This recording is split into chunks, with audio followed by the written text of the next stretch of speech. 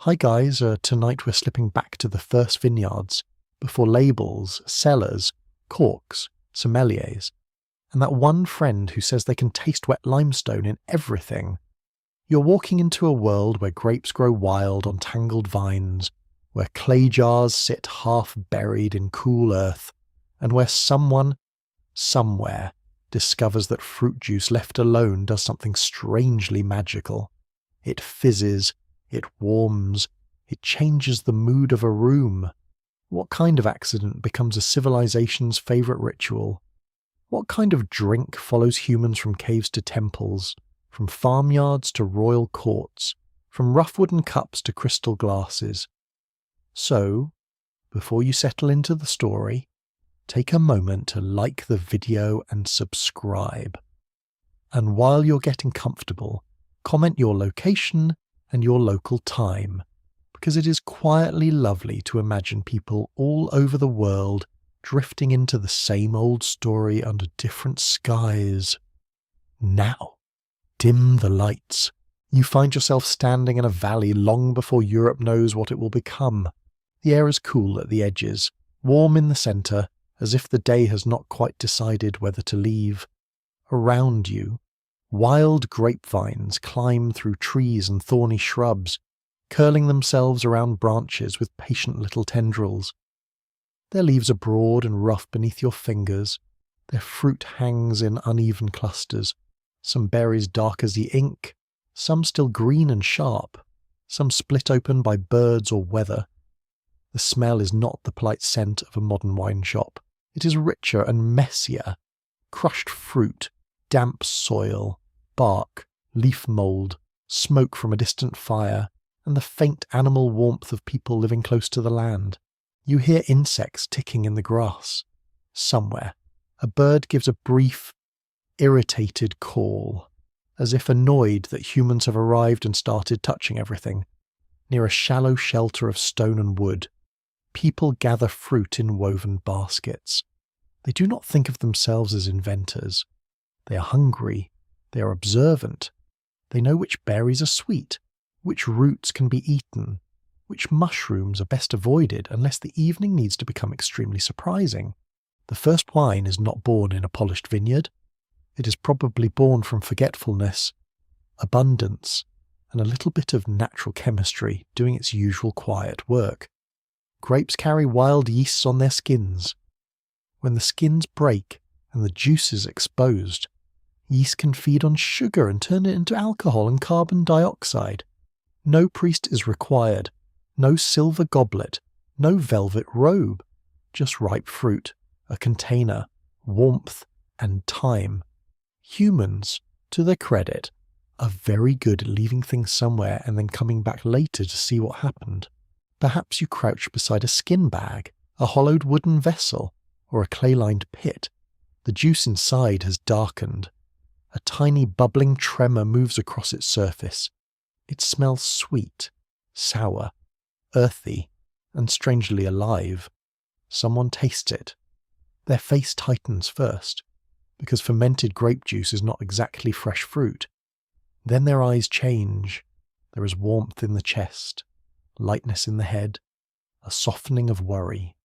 A small, stunned silence passes through the group. Well, that is new.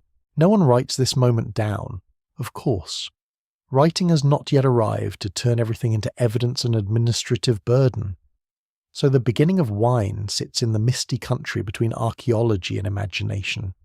Historians still argue whether people first valued fermented grape juice as a food source, a medicine, a ritual substance, or simply a pleasant accident that made a difficult life feel briefly kinder. The honest answer may be all of these, because humans rarely keep useful things in only one category, especially if the useful thing makes winter evenings less grim. The mainstream historical fact is that some of the earlier strong evidence for grape wine comes from the region around the South Caucasus, especially ancient Georgia, where people were making wine thousands of years before classical Greece and Rome turned it into poetry, trade, and endless social rules. Archaeologists have found traces of tartaric acid, a chemical marker associated with grapes, inside ancient pottery. These jars suggest that people were not merely eating grapes, they were fermenting them, storing them, and returning to them with intention. So you move eastward in your mind, into a Neolithic settlement where clay vessels rest near packed earth floors. The homes are low and simple. Smoke curls from hearths. Dogs nose around the edges of human activity, probably pretending to be helpful. A child watches an older woman press grapes by hand. The fruit collapses with a soft, wet sound, a gentle pulping, sticky between the fingers. The juice stains skin. Purple shadows gather under nails. In the evening air, there is the scent of ash, grain porridge, sheep wool, and crushed grape must beginning to turn. This is not yet the wine of Europe's monasteries or merchant ships. It is not the wine of kings, taverns, church altars, harvest songs, or glass bottles sealed with cork. It is closer to food, closer to season, closer to the body. It belongs to the rhythm of gathering and waiting. The grape is summer's sweetness, but fermentation stretches that sweetness forward. It makes time negotiable. A cluster of fruit that would rot becomes a drink that can last. That may not sound glamorous, but for early communities, preservation is a kind of power. Civilization does not begin only with walls and laws. Sometimes it begins with learning how to keep something from spoiling. You can feel the importance of that in the cool weight of a clay jar. Its surface is gritty under your palm, not smooth like modern ceramics. It smells faintly mineral and damp, a lid of woven fibre, skin, or clay rests over the top. Beneath it, the liquid is changing in the dark. That darkness matters. Containers matter. Sedentary life matters. To make wine with regularity, people need more than grapes. They need places to store them, vessels that do not leak, social memory, repeated practice, and enough trust that no one drinks the whole experiment too early. A difficult standard, frankly, in any century. As farming spreads, vines become companions to settled communities. Wild grapes are not obedient. They climb where they like. They produce uneven fruit. Some vines taste better than others. So people begin to notice. This vine is sweeter. That one ripens earlier. This cluster ferments into something softer. That one tastes like regret wearing a leaf.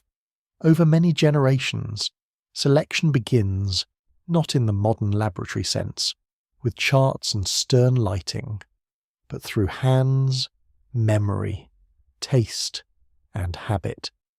Cuttings can be moved. Vines can be encouraged. A plant that once tangled through forests becomes something humans invite nearer to home. The atmosphere around these early settlements is both practical and sacred, though those words may not be separate yet. The same jar that stores nourishment may also belong to a feast. The same drink that warms the body may be offered to ancestors, spirits, or gods whose names are now lost. Fermentation is easy to explain scientifically today, but to early people it must have looked like transformation with a personality. Juice becomes wine without visible fire. It breathes. It foams. It changes mood and behaviour. It can comfort, heal, intoxicate, confuse, and inspire bad singing around a hearth. No wonder it attracts ritual meaning. A quirky little tidbit rests here, too. Some scholars and enthusiasts have suggested that early people may have noticed animals eating fermented fruit and behaving oddly. Birds, elephants, monkeys, and other animals have all been observed showing interest in overripe fruit, though the details are often exaggerated because humans deeply enjoy imagining drunken wildlife. It is tempting to picture a prehistoric observer watching a tipsy bird wobble off a branch and thinking, with admirable scientific curiosity, perhaps we should try that. Is that exactly how wine began? Probably not. Is it a delightful possibility to keep beside the fire? Absolutely. You walk deeper through this early world and notice how little separates survival from celebration. A feast might not be grand. It could be roasted meat, stored grains, gathered nuts, a bowl of fermented juice shared carefully. Yet the emotional shape is familiar. People sit closer than they must, voices lower as the night grows dark. Someone laughs too loudly. Someone sings a line everyone knows. Someone remembers the dead. Someone flirts badly. Humanity, it turns out, has always contained dinner conversation. Wine helps gather these moments into form. It is not merely a drink. It becomes a social signal. To share it is to say, there is enough for more than one mouth. To store it is to say, the future exists, and we are preparing for it. To offer it in ritual is to say, the visible world is not the whole world. Long before Europe builds cathedrals or crowns emperors, fermented grape juice is already teaching people the habits that settled life requires: patience, cooperation, memory, craftsmanship, and restraint, especially restraint. A vineyard is basically a long lecture in waiting. The vine itself teaches this lesson with almost comic severity. Plant it, tend it, prune it, protect it, and still the weather may ruin everything. Too much rain, and the fruit swells and splits. Too much heat, and the grapes shrivel. Birds descend like tiny unpaid tax collectors. Insects arrive with no respect for human plans. The vine asks for attention across seasons, and in return it offers abundance that must be handled at the right moment. Harvest too early, and the juice is sour. Wait too long and rot creeps in. Wine begins as agriculture, but it quickly becomes timing. You stand now in the soft noise of a harvest. Feet press grapes in a shallow basin. The sound is wet, rhythmic, oddly peaceful. Skins break, seeds shift, juice runs, hands lift baskets. Clay jars wait in rows, their mouths open like patient listeners. The people working here do not know that millennia later, others will argue about terroir, vintage, appellation, and whether a bottle should breathe, as if it has been holding in a secret. They only know the season is generous, and generosity must be captured. The first sip from one of these early jars would not taste like the wines in a modern glass. It might be cloudy, sour, smoky, resinous, or mixed with herbs, honey, tree sap, or other fruits. Ancient drinks often blurred categories. Wine, medicine, preserved food, and ritual potion could overlap comfortably. The modern desire for clean labels would seem fussy here. These people are not trying to win awards. They are trying to make life last through cold months, hard labour, illness, and uncertainty. If the drink tastes strange but works, excellent. If it also makes the evening glow, even better.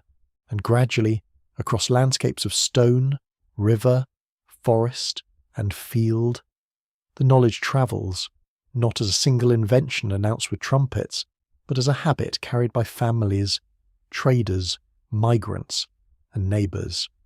Someone learns that clay is better than a leaking basket. Someone learns that buried jars stay cooler. Someone learns that sealed vessels protect the drink. Someone learns that certain vines deserve care. The knowledge passes quietly, mouth to ear, hand to hand, season to season. You can almost feel Europe waiting in the distance, though no one standing among these first vines would call it that. The continent is not yet a wine map of Burgundy, Bordeaux, Rioja, Tuscany, the Rhine, the Douro, and the Danube. It is a patchwork of forests, rivers, coasts, and communities. But the essential idea is already alive. Grapes can become memory. Land can become flavour. Time can become something you drink. As night settles over the valley, the settlement grows softer, the fire lowers, the clay jars are covered, the vines outside darken into tangled silhouettes. A cool breeze moves through the leaves with a dry whisper. You hold a rough cup in both hands. It is warm from your fingers, cool at the rim, and scented with the faint sour sweetness of fermented fruit. The taste is unfamiliar, but the feeling is not. You are part of a circle. You are safe for this moment. The stars above are bright, indifferent, and very old. The first wine does not civilize Europe by itself. That would be a little much to ask of grape juice, even ambitious grape juice. But it gives people a tool for gathering, storing, trading, worshipping, celebrating, and remembering. It teaches patience in the vineyard, skill in the vessel, trust at the feast, and meaning in the shared cup. From these early jars and wild vines, a long path begins, one that will move through temples, ships, farms, empires, monasteries, taverns, laboratories, and quiet evening tables where someone pours a glass and feels, without quite knowing why, connected to something ancient. For now, you remain in the beginning. The world smells of smoke and fruit. The ground is firm beneath you. The night insects continue their tiny music. Somewhere nearby, yeast is working invisibly in the dark, turning sweetness into warmth. No one fully understands it yet. No one needs to. The jar rests in the earth, patient as sleep, and the vine outside curls toward another season. You stand beneath the pale gold light of the Nile Valley, where the river moves with a slow confidence that makes human plans look pleasantly temporary. The air is warm, thick, and bright. Mud bricks hold the day's heat. Reeds sway along the water, making a dry whisper like robes brushing stone. Somewhere, a donkey complains with the emotional range of a minor official denied a promotion. The smell around you is layered and living river silt, baked earth, lotus flowers, smoke from cooking fires, and the sweet, heavy scent of dates drying in the sun.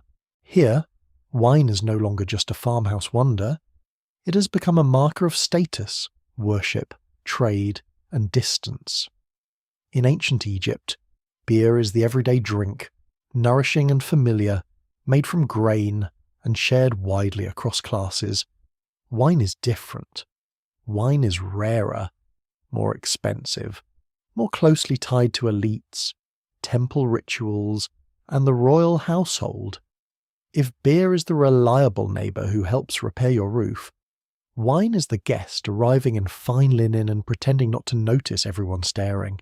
You walk toward an estate where vines grow in ordered rows, trained across wooden supports and garden trellises. The scene feels surprisingly careful. Workers move under the heat, their feet sinking slightly into the dark soil that the river has gifted to the land. Grape clusters hang in shade, protected from the fiercest sun. The leaves are rough when you brush them. They catch dust on their surface. The fruit, when pressed between fingers, gives way with a soft skin pop and a cool bead of juice. The Egyptians did cultivate vineyards, especially in the Nile Delta and oasis regions where conditions were kinder to the vine. Tomb paintings show grape harvesting, treading, pressing, and storage in jars. That is the mainstream historical fact sitting calmly in the warm air. Egyptian wine culture was well organised, visually documented, and closely associated with wealth, ceremony, and the afterlife. You can almost see the artists watching carefully, then turning labour into elegant lines on plaster walls, because apparently even ancient accountants of fruit wanted good branding. You enter the rhythm of harvest, baskets fill, men carry grapes to shallow vats, feet press fruit in steady motion, ankles stained, laughter rising and falling. There is a wet slap of skins underfoot, a creak of wicker, a murmur of instructions. Juice runs into vessels, dark and shining. Nearby, clay jars stand ready, some pointed at the bottom so they can be set into sand or racks. Their surfaces are cool in the shade, gritty beneath your palm. A worker seals one with mud or plaster, pressing the top smooth. Another marks it, because even paradise needs inventory management. Some Egyptian wine jars were labelled with information such as the vineyard, year, quality, or estate, especially in royal and elite contexts. Imagine that long before modern labels describe hints of blackberry, cedar, and someone's private feelings about oak barrels. Officials were already recording origin and vintage. A jar might announce that it came from a particular domain, under a particular authority, in a particular regnal year. Wine becomes a message in clay. It says where it was born, who controlled it, and why it matters. You follow one of these jars from the estate into a world of storerooms and offerings. The atmosphere changes. You move from the white brightness of fields into a dim chamber where the air is cooler and drier. Dust rests on shelves. The smell is of sealed clay, old straw, resin, and faint fermentation. Jars line the space like sleeping animals. Each contains not only liquid, but labour, land, water, authority, and waiting. In temples, wine belongs to the gods. Priests pour it as an offering, placing it among bread, meat, incense, flowers, oils, and other gifts. The gesture is not casual. It is part of maintaining cosmic order, that fragile balance the Egyptians imagine between life, death, nature, kingship, and the divine. You hear sandals on stone, linen brushes skin. Incense smoke thickens the air with a sweet, woody scent. A cup is lifted. Red wine catches the light, glowing like a small captured sunset. Then it is poured out or presented, transformed by intention from drink into devotion. Wine also travels into tombs, because the Egyptian afterlife is not supposed to be a bare waiting room with bad lighting. It is imagined as a continuation, a perfected life where food, drink, status, and comfort still matter. The dead require provisions. Painted banquet scenes show guests with cups, musicians, dancers, and tables heavy with offerings. You pass through one such painted chamber in your mind.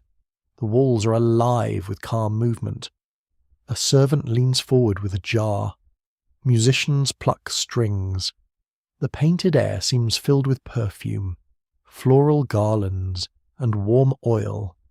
The guests are idealized, serene, forever at a party that politely refuses to end. A scholarly uncertainty lingers among these scenes. Specialists still debate how ordinary access to wine truly was outside elite circles, because artistic images and tomb goods mostly preserve the lives of people wealthy enough to make images and tomb goods. Very convenient of them, and also very annoying. The evidence speaks clearly about kings, nobles, priests, and estates, but less clearly about the full range of everyday drinking habits. Wine may have appeared at certain festivals or special gatherings beyond the palace world, yet its cost and symbolism kept it wrapped in prestige. You step from temple shade toward the riverbank, where trade widens the story. Boats wait against the mud, their hulls creaking softly. Sailcloth snaps in the wind. Ropes scratch against wood. Men shout over one another in a dozen practical tones, proving that shipping has always required confidence, sweat, and mild irritation. Amphorae and jars are loaded among grain, oil, metals, timber, textiles, spices, and luxury goods. The Nile carries them north and south. The sea waits beyond.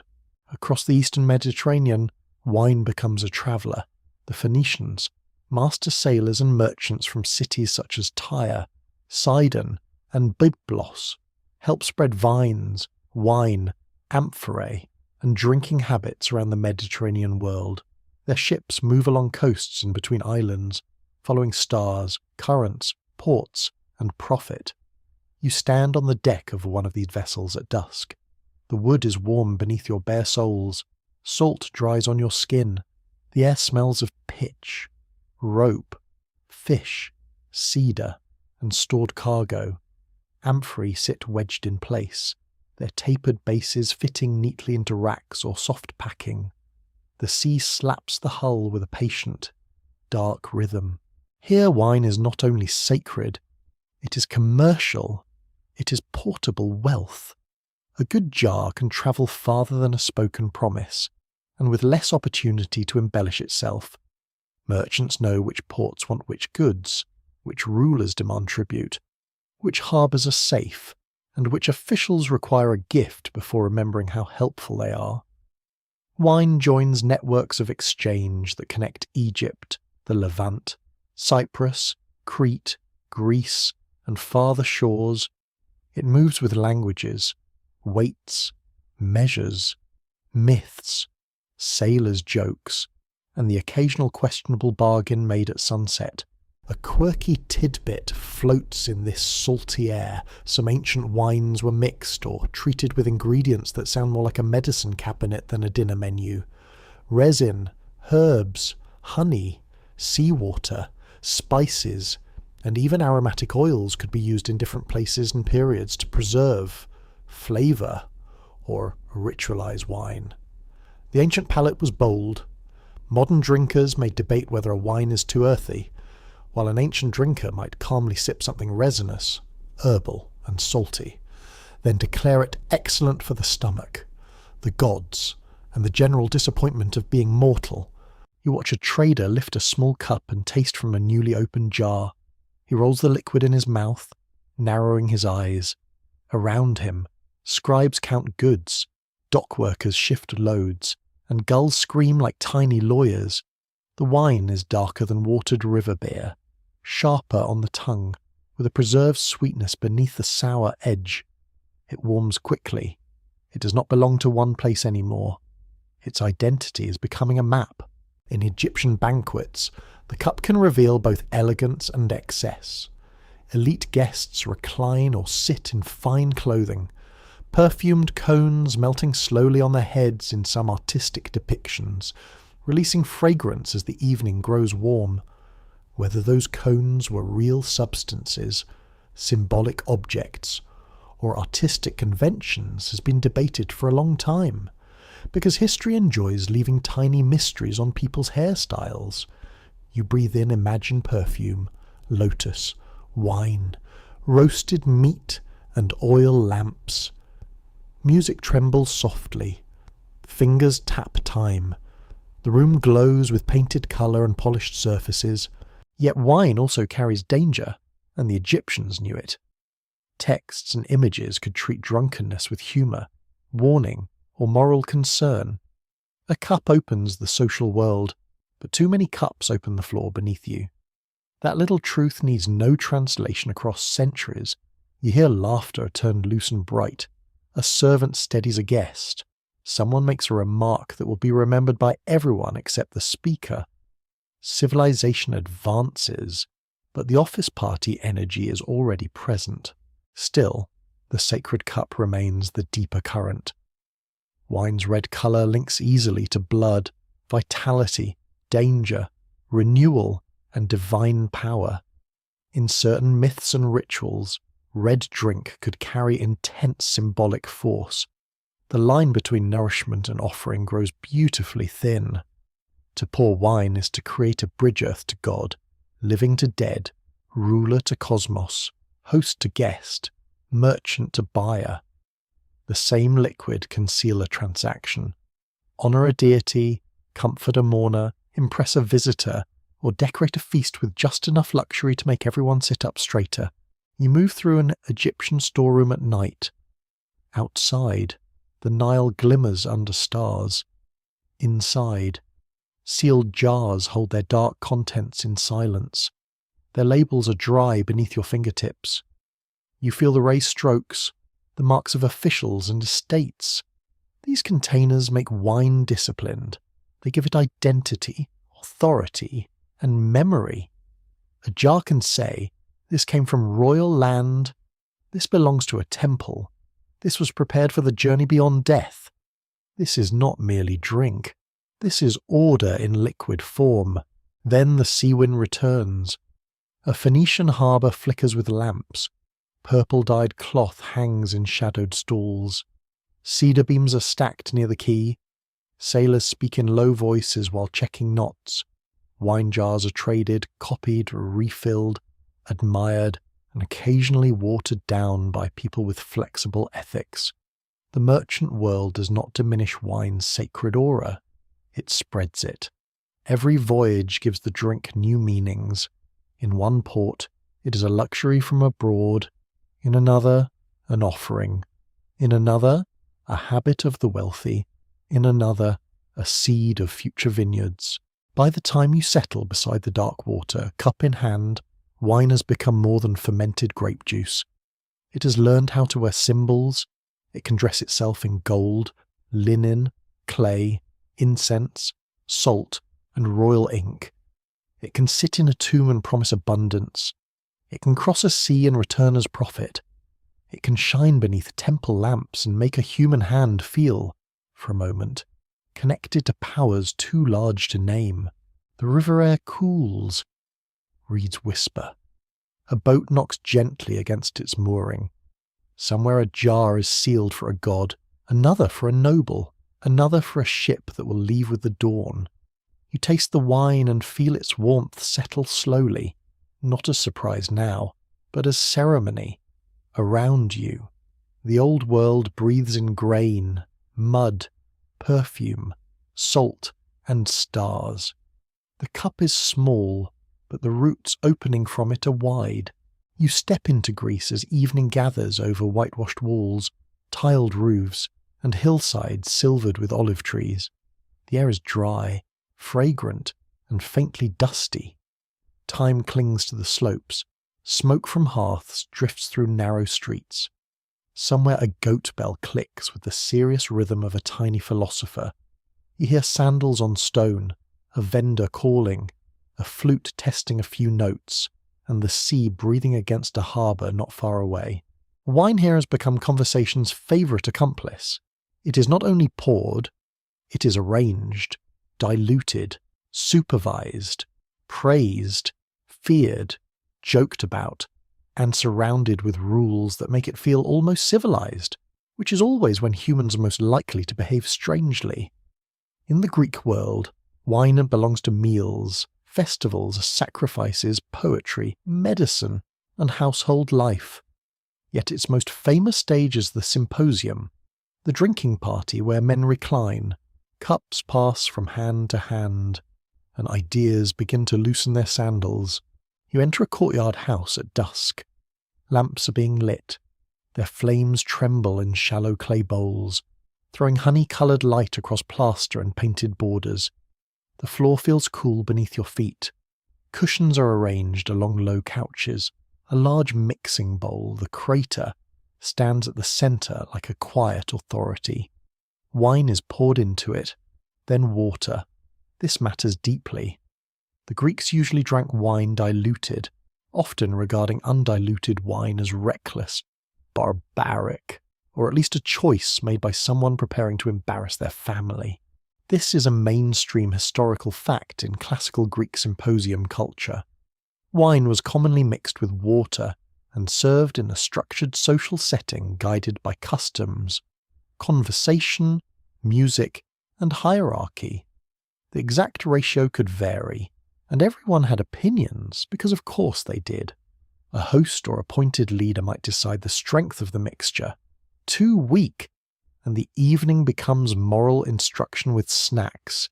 Too strong, and the guests may begin debating with furniture. You watch a servant ladle the mixture into cups. The wine smells sharp, earthy, and a little resinous, not like a polished modern bottle. It may have been stored in clay amphorae sealed with pitch or resin, which can lend a pine-like scent. Your fingers curl around a kylix, a shallow cup with wide handles. It feels light, balanced, almost theatrical. You lift it carefully, because it seems designed for elegance but also for spilling if one becomes too confident. The room fills slowly. Men recline on couches, leaning on one elbow. Their garments fall in pale folds. Oil glows on their skin. Beards catch the lamplight. A boy pours wine.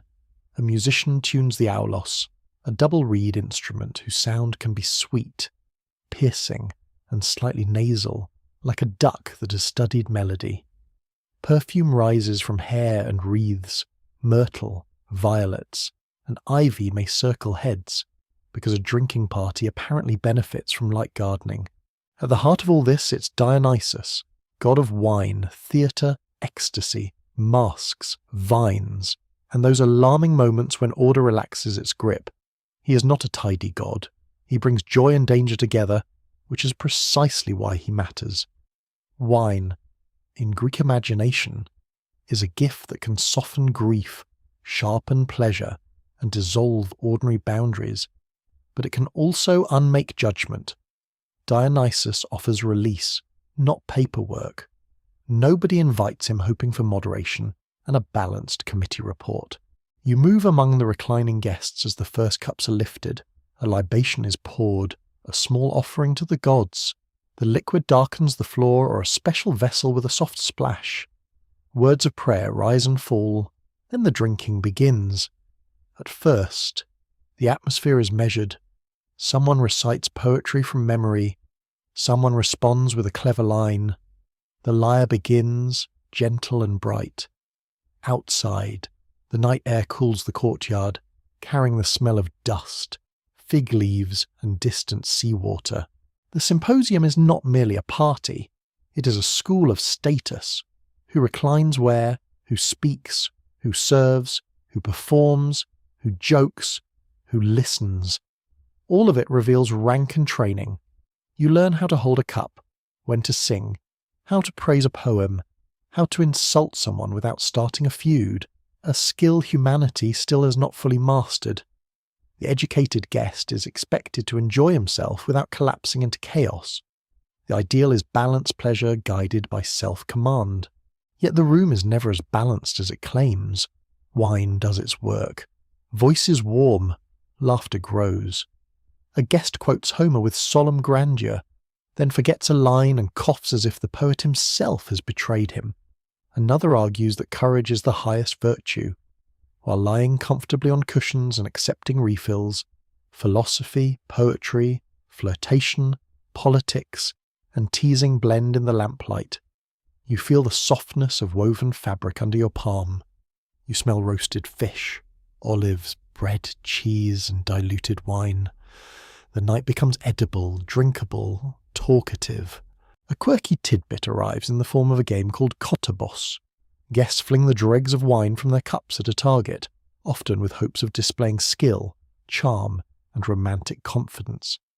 Imagine the refinement of poetry, the solemnity of divine libations, the disciplined mixing of wine and water, and then a room of grown men flicking leftovers across the space like competitive toddlers with excellent pottery.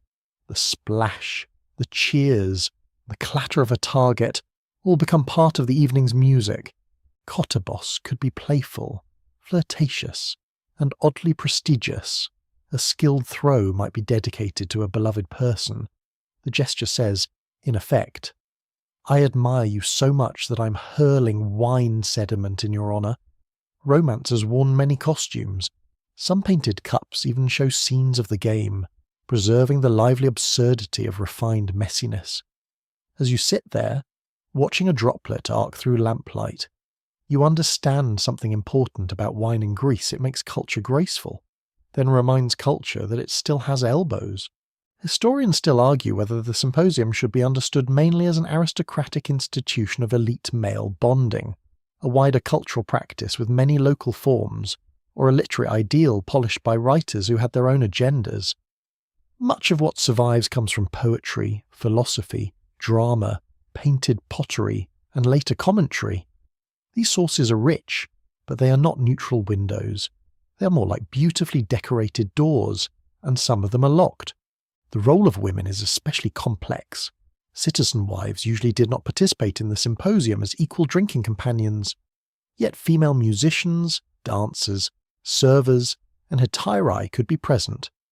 Some hetairai were skilled entertainers, conversationalists, and companions. Though their lives were shaped by unequal power and social limits, you hear the music shift as a performer enters. The alos threads through the room, bright and haunting. A dancer's bracelets whisper. Perfume thickens. The gathering becomes more charged, more artful, and less respectable than it might claim at breakfast.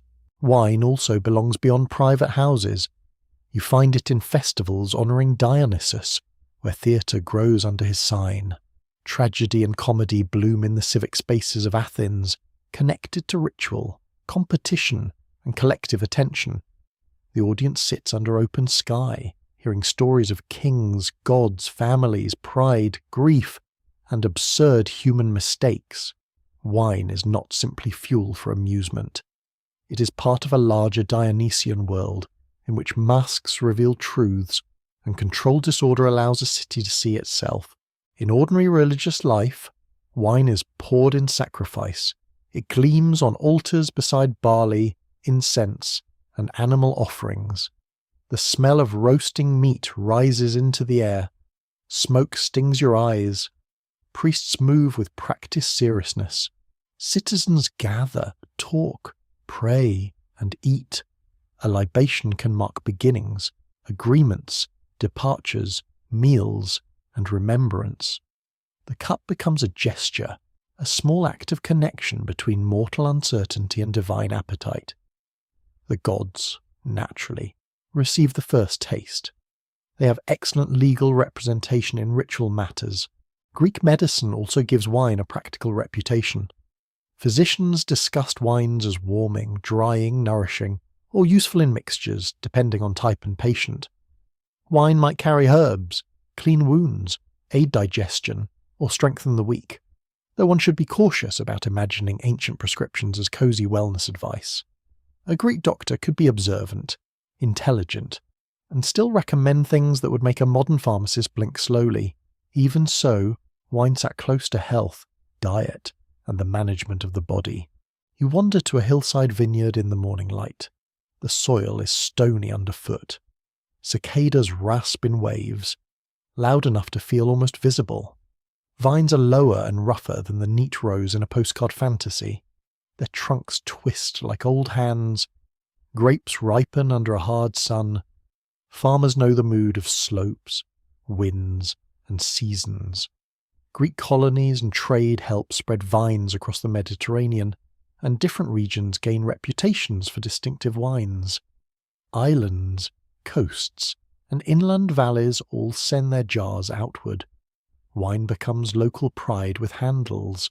At a harbour, amphorae are stacked in waiting piles. Each shape can suggest origin or use to trained eyes. Clay scrapes against clay, ropes groan, sailors curse mildly at weight and weather. A merchant inspects seals. He thinks of profit, storms, taxes, and whether the buyer will complain. The wine within may be strong, sweet, resinous, or concentrated for transport. Some will be mixed at the table. Some will travel as a luxury. Some will taste better in memory than in the cup. A feature still available in many human experiences. As night returns, you sit again in the symposium room. The lamps burn lower. The crater is not as full. Conversation drifts from politics to love, from love to music, from music to whether a person can be wise while very drunk. The answer appears to be no, but the inquiry continues with enthusiasm. A guest speaks of moderation. Another snores softly into his wreath. The floor is sticky in places. Your cup is warm from your hand, cool at the lip, sour and fragrant when you drink. This Greek art of wine does not tame the drink completely. It frames it. It gives it water, music, rules, jokes, philosophy, and ritual. It teaches that pleasure can be shared, shaped, and discussed. It also admits, with a sleepy smile, that pleasure always keeps a hidden door open. In the shadow of Dionysus, every polished cup contains both conversation and escape. The final sounds of the evening settle around you, the last notes of a lyre, a servant's bare feet on the floor, a cup placed down with a soft clay click, laughter fading into the courtyard air. Above the house, stars hang over the Aegean darkness. The wine in your cup is diluted, fragrant, and alive with human voices. You drink slowly, as the Greeks insist you should, and feel the room loosen into warmth, thought, and dream. You enter Rome through heat, dust and noise, with the city spreading around you like a living argument made of stone. Carts groan over paving slabs, iron wheels strike sparks from the road, vendors shout from doorways, a baker pulls flat loaves from an oven, and the smell of warm bread mixes with olive oil, sweat, smoke, urine from public corners, crushed herbs, wet laundry, and the sour breath of taverns already awake. Rome doesn't whisper. Rome announces itself, loudly, repeatedly, and with the confidence of a man who has never once apologized for blocking the street. Wine is everywhere here. It sits in elite dining rooms, soldiers' packs, market stalls, rural farms, smoky bars, religious ceremonies, medical recipes, and account books. The Romans do not merely admire wine, they organize it, tax it, ship it, dilute it, criticize it, rank it, flavor it, overconsume it, and build an empire that gives the vine more roads than any grape reasonably deserves. A mainstream historical fact settles beneath your feet. With the road dust, Roman expansion helped spread viticulture across Western Europe, especially into regions that would become famous wine lands, including parts of Gaul, Hispania, and the Rhine frontier. You walk along a Roman road outside the city, its stones pressed hard into the earth, still holding the warmth of the sun. On either side, villas rise among fields and vineyards. The vines are trained in different ways, sometimes on stakes, sometimes between trees, sometimes in systems that look wild until you notice the method inside the mess. Leaves rasp softly in the breeze. Bees move over flowers at the margins. Workers bend under the late-season light, their tunics damp at the back, hands stained by grapes and soil. A vineyard in the Roman world is not a romantic postcard. It is labour, investment, timing, and risk. Landowners think in yields. Stewards count jars. Slaves and hired workers prune, dig, carry, press, clean, and repair. The touch of the vine is rough and living. The bark flakes under your thumb. Dust clings to your ankles. The soil gives off a dry mineral smell until the press house opens and the air turns sweet, sticky, and faintly wild with crushed fruit. At the estate press, grapes arrive in baskets. Men empty them into a vat. Feet press first, then heavier equipment extracts what remains. The wooden press creaks like an old animal being asked to remember its job. Juice runs into collection basins, it foams lightly, seeds gather in corners, skins flatten. The first liquid may be kept separate from harsher pressings, because even in antiquity, people understand that not all parts of a grape's suffering taste the same. Clay amphorae wait in ranks. Their pointed bottoms are useful for stacking in sand, racks, and ship holds. Their necks are narrow enough to seal. Their bellies are large enough to carry a little region's ambition. You touch one and feel the baked clay's dry grain. Some are lined inside with pitch or resin. The scent rises strong and piney, mixed with fresh must and hot wood. Seals are pressed. Inscriptions or painted notes may mark origin, contents, trader, or destination. Rome loves records almost as much as it loves conquest, which is saying something. You follow the amphorae to a river barge, then to a port where cranes, as ropes and shoulders, move goods in a kind of muscular choreography. The dock smells of salt, fish, tar, wet rope, old wood, and spilled wine. Amphorae clink together with hollow ceramic knocks. Merchants haggle. Sailors swear by gods they may or may not respect. A clerk scratches figures onto a tablet, because even a glorious empire must eventually ask who paid for transport. Wine flows along the empire's arteries. It moves by road, river, and sea. Italian wine travels outward. Provincial wine travels inward. Local vineyards grow near military settlements and towns. Veterans receive land and sometimes plant vines. Colonies take Roman tastes with them, then adapt those tastes to new weather and soils. What begins as demand becomes production. What begins as imported habit becomes local identity. The viner follows power, then quietly outlives it. In the city, you enter a taberna, a common shop or bar opening onto the street. The counter is worn smooth by elbows. Large jars sit embedded in masonry, their mouths dark and cool. The air smells of cheap wine, lentils, garlic, stale smoke, wool cloaks, and rain trapped in sandals. Men stand shoulder to shoulder. A woman laughs from the doorway. A gambler slaps a table. Someone complains about prices with the intense sorrow of a person who has never farmed grapes but is deeply offended by the cost of them. Here wine is ordinary, not always elegant. It may be watered, spiced, warmed, sweetened, sour, sharp, or suspiciously improved by the seller's imagination. Poorer Romans drink cheaper versions, sometimes made from later pressings or watered heavily. Elite writers often sneer at low-quality wine, which tells you two things: bad wine existed, and rich people were already very comfortable being dramatic about it. The cup you receive is rough, maybe ceramic, maybe metal. Its rim is uneven. The wine bites first, then warms. It is not delicate, but it does the job, and Rome respects a thing that performs. The army has its own relationship with wine. Soldiers receive rations that may include wine or vinegar-like drink, useful for morale, calories, and safer hydration when mixed with water. Imagine a camp near a frontier river. Leather creaks, armour rings softly, smoke drifts low over tents, a pot boils with beans and grain. Men clean weapons, patch sandals, and mutter about officers, weather, and pay. Humanity's three eternal military topics. A cup passes from hand to hand. It is sour, watered, and welcome. The empire is not held together by wine alone, but wine certainly helps everyone complain in rhythm. In elite dining rooms, the atmosphere changes again. You recline in a villa where mosaic floors are cool under bare feet and painted walls glow with red, black, and gold. Lamps burn perfumed oil.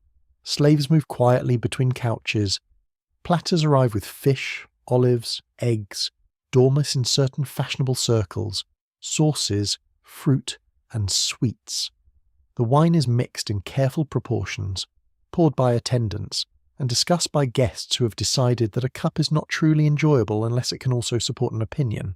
Famous wines carry prestige. Falernian, grown in Campania, becomes legendary among Roman elites.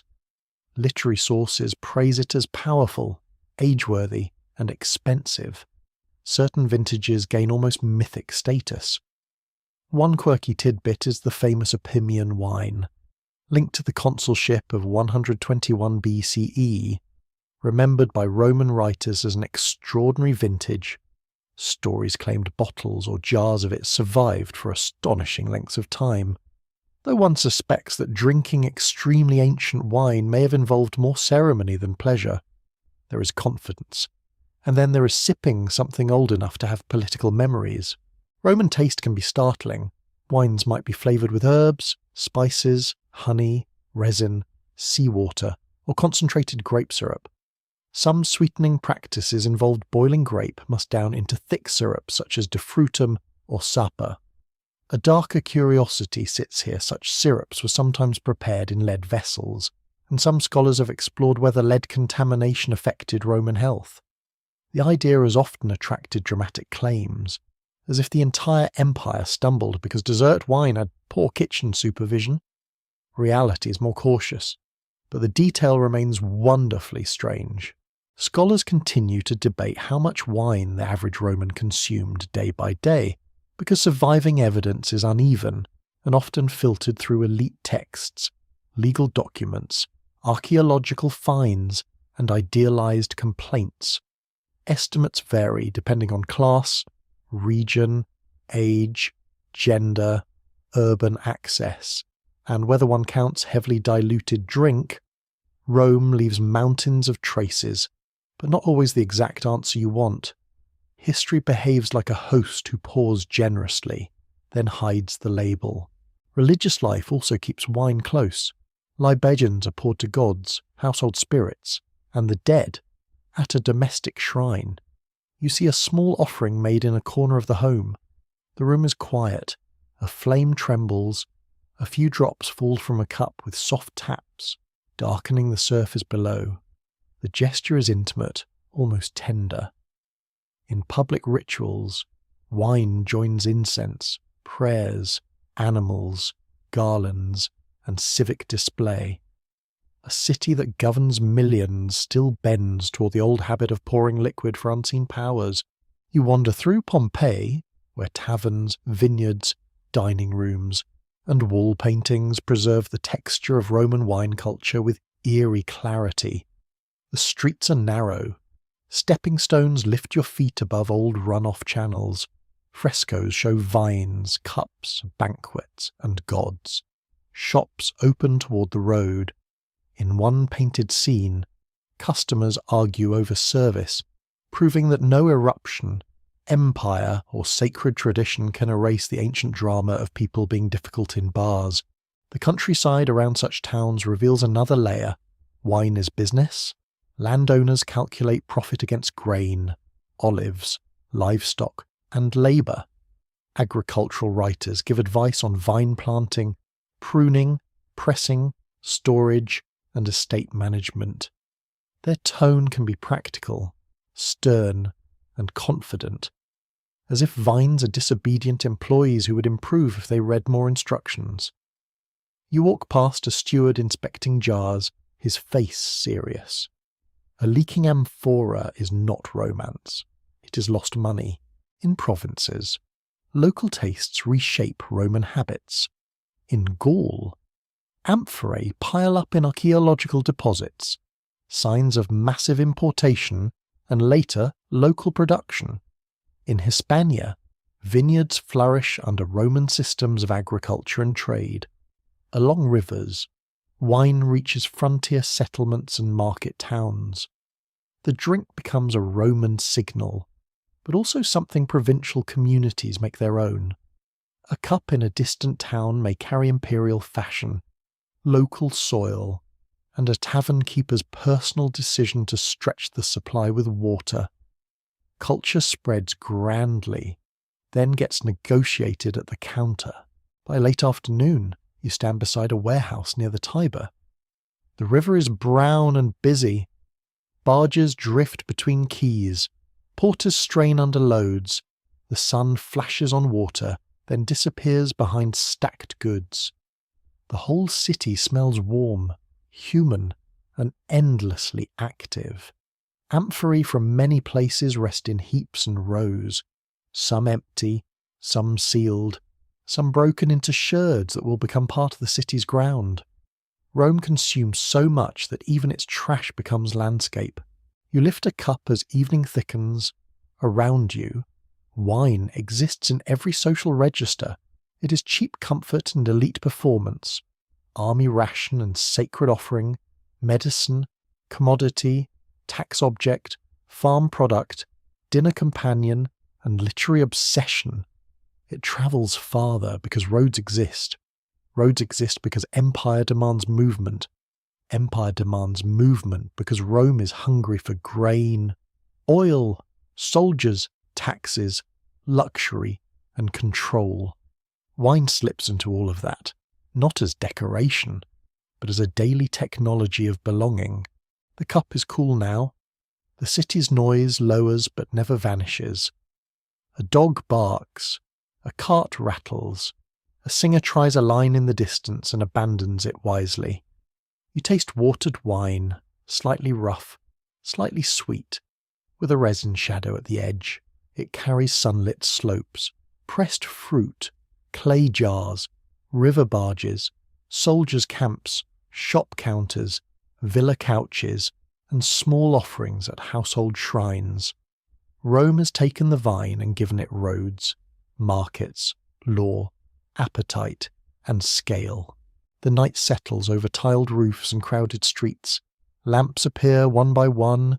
In the dark bellies of amphorae, wine waits to be poured, sold, praised, watered, taxed, spilled, and remembered.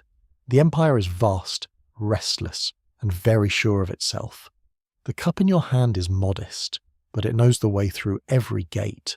You enter a monastery in the blue hush before sunrise, when the world feels unpolished and half asleep. Stone walls hold the nights cold. The flagstones press their chill through the soles of your shoes.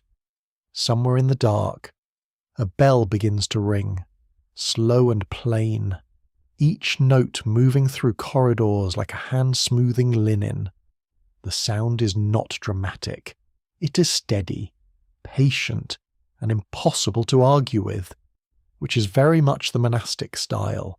The air smells of wax, damp wool, ashes, old parchment, and the faint sour sweetness of wine resting in barrels below.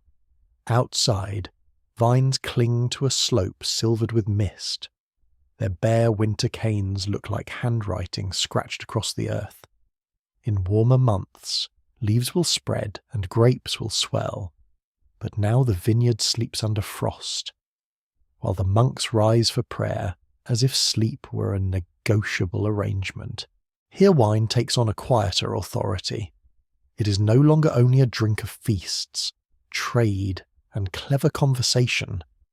It becomes part of discipline, worship, hospitality, agriculture, medicine, and the calendar of a community that measures life by bells. The monastery is not outside the world. It is a small, organised island inside it, with rules, chores, books, kitchens, gardens, workshops, and a deep concern for keeping everyone reasonably busy so they do not start developing opinions. A mainstream historical fact settles into the cool morning air medieval monasteries, especially Benedictine and Cistercian houses, played an important role in preserving vineyards, managing estates, recording agricultural practice, and improving wine production in regions such as Burgundy, the Rhine, and other parts of Europe. Monks needed wine for the Eucharist, for guests, for daily allowance in many communities, and for trade or rent. Their devotion may have pointed upward, but their hands were very much in the soil. You follow the monks into the church. The space is dim, filled with breath and stone. Candles tremble near the altar.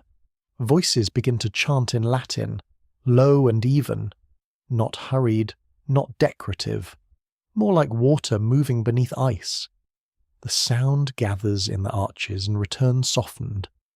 You do not need to understand every word to feel the shape of it.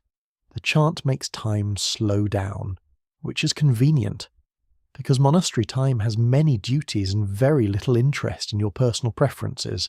On the altar, wine waits in a vessel.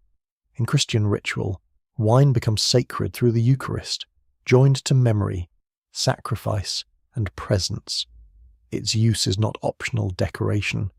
It is central to the liturgical life of the community. That need gives the vine a protected place in monastic lands. A vineyard can be practical and holy at once. The same grape that stains a worker's fingers may become part of the most solemn act the monastery performs. It is hard to neglect a plant that has appointments with God. After prayer, you move into the open air. Frost lies in the grass, crisp underfoot. A monk walks ahead of you with pruning tools in hand. His robe brushes against vine posts. He bends close to the plant, examining old wood and new growth. Pruning is an art of removal. Too much growth weakens the fruit. Too little risks the harvest. The blade makes a small clean click as it cuts. The vine shivers slightly. Sap will rise when the season turns. For now, the work is quiet, almost surgical, though with fewer compliments from the patient. You touch a pruned cane. It is dry, ridged, and cold. The monk does not speak much. Monastic life values silence, though silence in a vineyard is never empty. You hear crows in a field, water dripping from a roof, distant hooves on a lane, and the soft scrape of tools. The atmosphere is one of attention. Every row must be walked, every plant must be seen. The vineyard teaches humility in a way sermons can only attempt. Weather, mildew, frost, birds, insects. And human error all have voting rights. In the scriptorium, another kind of tending continues. The room smells of ink, scraped parchment, dust, and a small charcoal brazier fighting heroically against the cold. A monk copies a text with careful strokes. Margins wait for decoration or correction. Estate accounts may record quantities of wine owed, stored, sold, or consumed. Charters and cartularies preserve gifts of land, including vineyards. Rules and customs shape how much wine a monk may receive, how guests are served, and how cellars are supervised. Civilization, once again, proves its seriousness by writing down who gets a drink. The cellarer becomes a figure of quiet power. He manages stores of bread, ale, wine, cheese, oil, salt fish, vegetables, and tools. He must be honest, organised, and calm, which is a lot to ask of someone responsible for both monks and barrels. You descend with him into the cellar. The steps are worn in the middle. The air grows cooler and wetter. Your hand touches the stone wall, slick with faint moisture. Barrels rest in rows, swelling slightly in the damp. The smell is deep oak, yeast, sour lees, earth, smoke, and old fruit. A candle throws gold light onto the barrel heads. The cellarer listens, sniffs, tastes, judges. Wine can spoil. Barrels can leak. Mice can arrive with disrespectful confidence. Servants may steal. Guests may drink more than holiness strictly requires. The cellar is a spiritual test disguised as storage. A small cup is filled from a barrel. You taste carefully. The wine is cloudy by modern standards, perhaps sharper, less polished, and alive with the cellar's mood. It warms your mouth and then your chest. The monk nods, not with delight, exactly, but with professional relief. Researchers still disagree over how much medieval monastic wine quality came from deliberate experimentation, how much from inherited local practice, and how much from the simple advantage of stable institutions holding land across generations. It is tempting to imagine monks patiently inventing fine wine in a heroic beam of candlelight. The truth is broader and more interesting. They observed, repeated, remembered, failed, adapted, and endured. That is less cinematic than genius, but much more useful. The Cistercians offer a particularly vivid example of this patient discipline. Their houses often favoured careful land management, drainage, granges, labour organisation, and close observation of fields and vines. In Burgundy, monastic communities helped identify and maintain distinct vineyard sites, noticing how slope, exposure, soil, and drainage changed the character of wine. They did not use modern chemistry, but they possessed eyes, tongues, notebooks, and centuries, a combination that should not be underestimated unless you enjoy being outsmarted by someone with a hoe and a salter. You walk along a Burgundian slope in spring. The mist has lifted. The earth smells fresh and dark. Small green shoots unfold from the vines like hesitant thoughts. Stone walls divide plots, holding heat, marking ownership, shaping labour. The sun touches one patch earlier than another. A lower strip remains damp. A higher terrace dries quickly. You can feel how land has moods. Some vines stand in thin stony soil. Others root in heavier ground. The monks notice these differences because their survival depends on noticing things other people dismiss as scenery. A quirky tidbit lives among these stones. Medieval people sometimes treated saints connected with vineyards almost like local weather officials. In parts of Europe, statues or images of vineyard saints could be honoured in gratitude for protection, then scolded, turned around, or otherwise humiliated if hail, frost, or poor harvests arrived. It sounds rude, but also emotionally honest. When your year's labour can be destroyed by a cold night, even a holy statue may receive a performance review. The monastery table is plain but not joyless. You sit on a bench in the refectory as daylight thins beyond high windows. A reader's voice moves steadily through the room while the brothers eat in silence. Wooden bowls, coarse bread, beans, onions, cheese, and sometimes fish or eggs appear according to season and rule. Wine may be served in measured portions, often diluted or controlled. The cup is not supposed to become entertainment. It is nourishment, ritual allowance, medicine, and mercy. Still, you suspect some brothers quietly prefer days when the measure is generous. Sanctity has taste buds. Hospitality gives wine another role. Travellers, pilgrims, messengers, nobles, and the poor may come to the gate. The guest house smells of straw mattresses, wet cloaks, leather bags, and stew. A cup of wine can welcome, restore, and signal safety. In a world of difficult roads and uncertain inns, monastic hospitality matters. A weary traveller receives bread and drink, hears the bell, feels the warmth of a fire, and perhaps decides the world is not entirely hostile. Wine becomes part of charity, though carefully managed charity, because even compassion has a pantry. Mediciners, too, keeps wine close. Monastic infirmaries may use wine as a carrier for herbs, a tonic for the weak, or a cleaner for wounds and instruments, depending on local knowledge and inherited texts. The herb garden outside the infirmary smells of sage, rue, fennel, mint, and damp soil. Bees worry at blossoms. A brother gathers leaves into a basket. Wine draws out flavours, preserves mixtures, and makes bitter remedies slightly more persuasive. Many patients throughout history have accepted medicine more calmly when it arrives with a cup attached. This is not advanced psychology, it is just realistic. Yet the monastery is not a dreamy vineyard retreat. It is bound to labour, hierarchy, rents, disputes, and sometimes impressive ambition. Monastic houses can be wealthy landholders. They negotiate with lords, peasants, towns, bishops, and rival abbeys. Vineyard ownership means income, influence, and legal conflict. Boundaries matter. Tithes matter. A row of vines can become a lawsuit with leaves. The peaceful landscape hides a paper trail of claims, gifts, confirmations, and quarrels.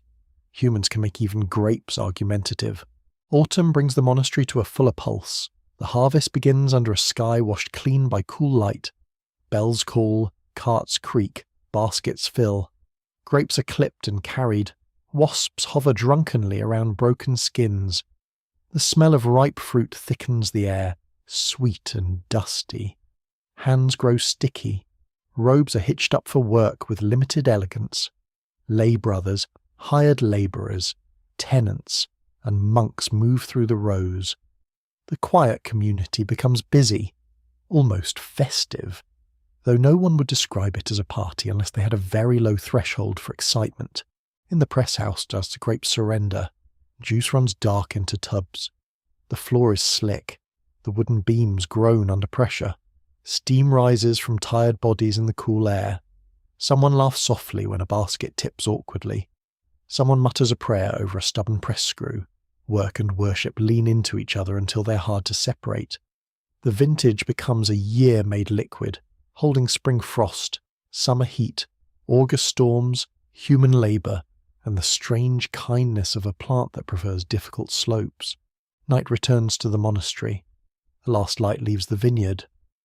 In the cellar, barrels settle with tiny ticks and sighs. Fermentation murmurs faintly, a hidden breathing inside wood. You stand in the cool dark and feel how monastic wine is guarded not by secrecy, but by repetition. Prayer, pruning, copying, measuring, tasting, serving, storing, trading, and beginning again. The monks do not turn wine into civilization by glamour. They do it by keeping habits alive when the world outside the cloister feels uncertain, loud, hungry, and frequently badly organized. You lift a small cup in the cellar's candle glow. The wine is modest, earthy, and a little sharp, but it carries discipline. It tastes of bells in darkness, frost on vines, ink on fingers, stone under palm, and the patient intelligence of people who believe that ordinary labour can touch eternity. Above you, the church waits for another office of prayer. Outside, the vineyard sleeps under stars. Inside the barrel, the year continues its slow transformation, unseen and quietly faithful. You enter a medieval town at the hour when shutters open. Carts begin to roll, and the street decides it belongs to everyone at once. The lane is narrow, paved in patches, muddy in others, with timber-framed houses leaning toward each other as if exchanging gossip above your head. A sign creaks in the morning wind. A pig noses along the gutter with professional confidence.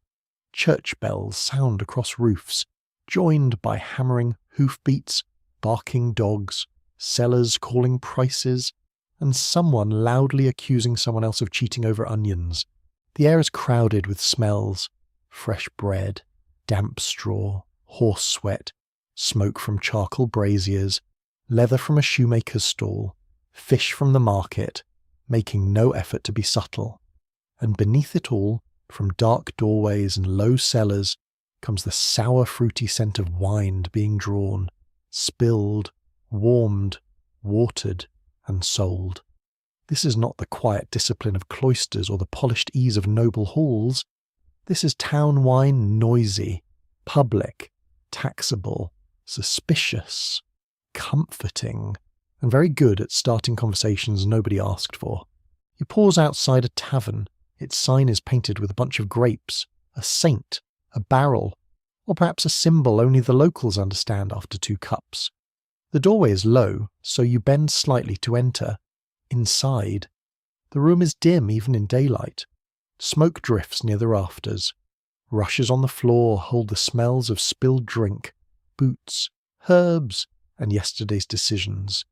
Benches are rough beneath your hands. A barrel sits behind the counter with a wooden tap. Cups hang from pegs. Dice click on a table. A woman with sleeves rolled high measures wine into a jug while watching every customer as if each one has personally disappointed her in advance. In medieval European towns, taverns and wine shops became central social spaces, especially where wine was locally produced or easily imported.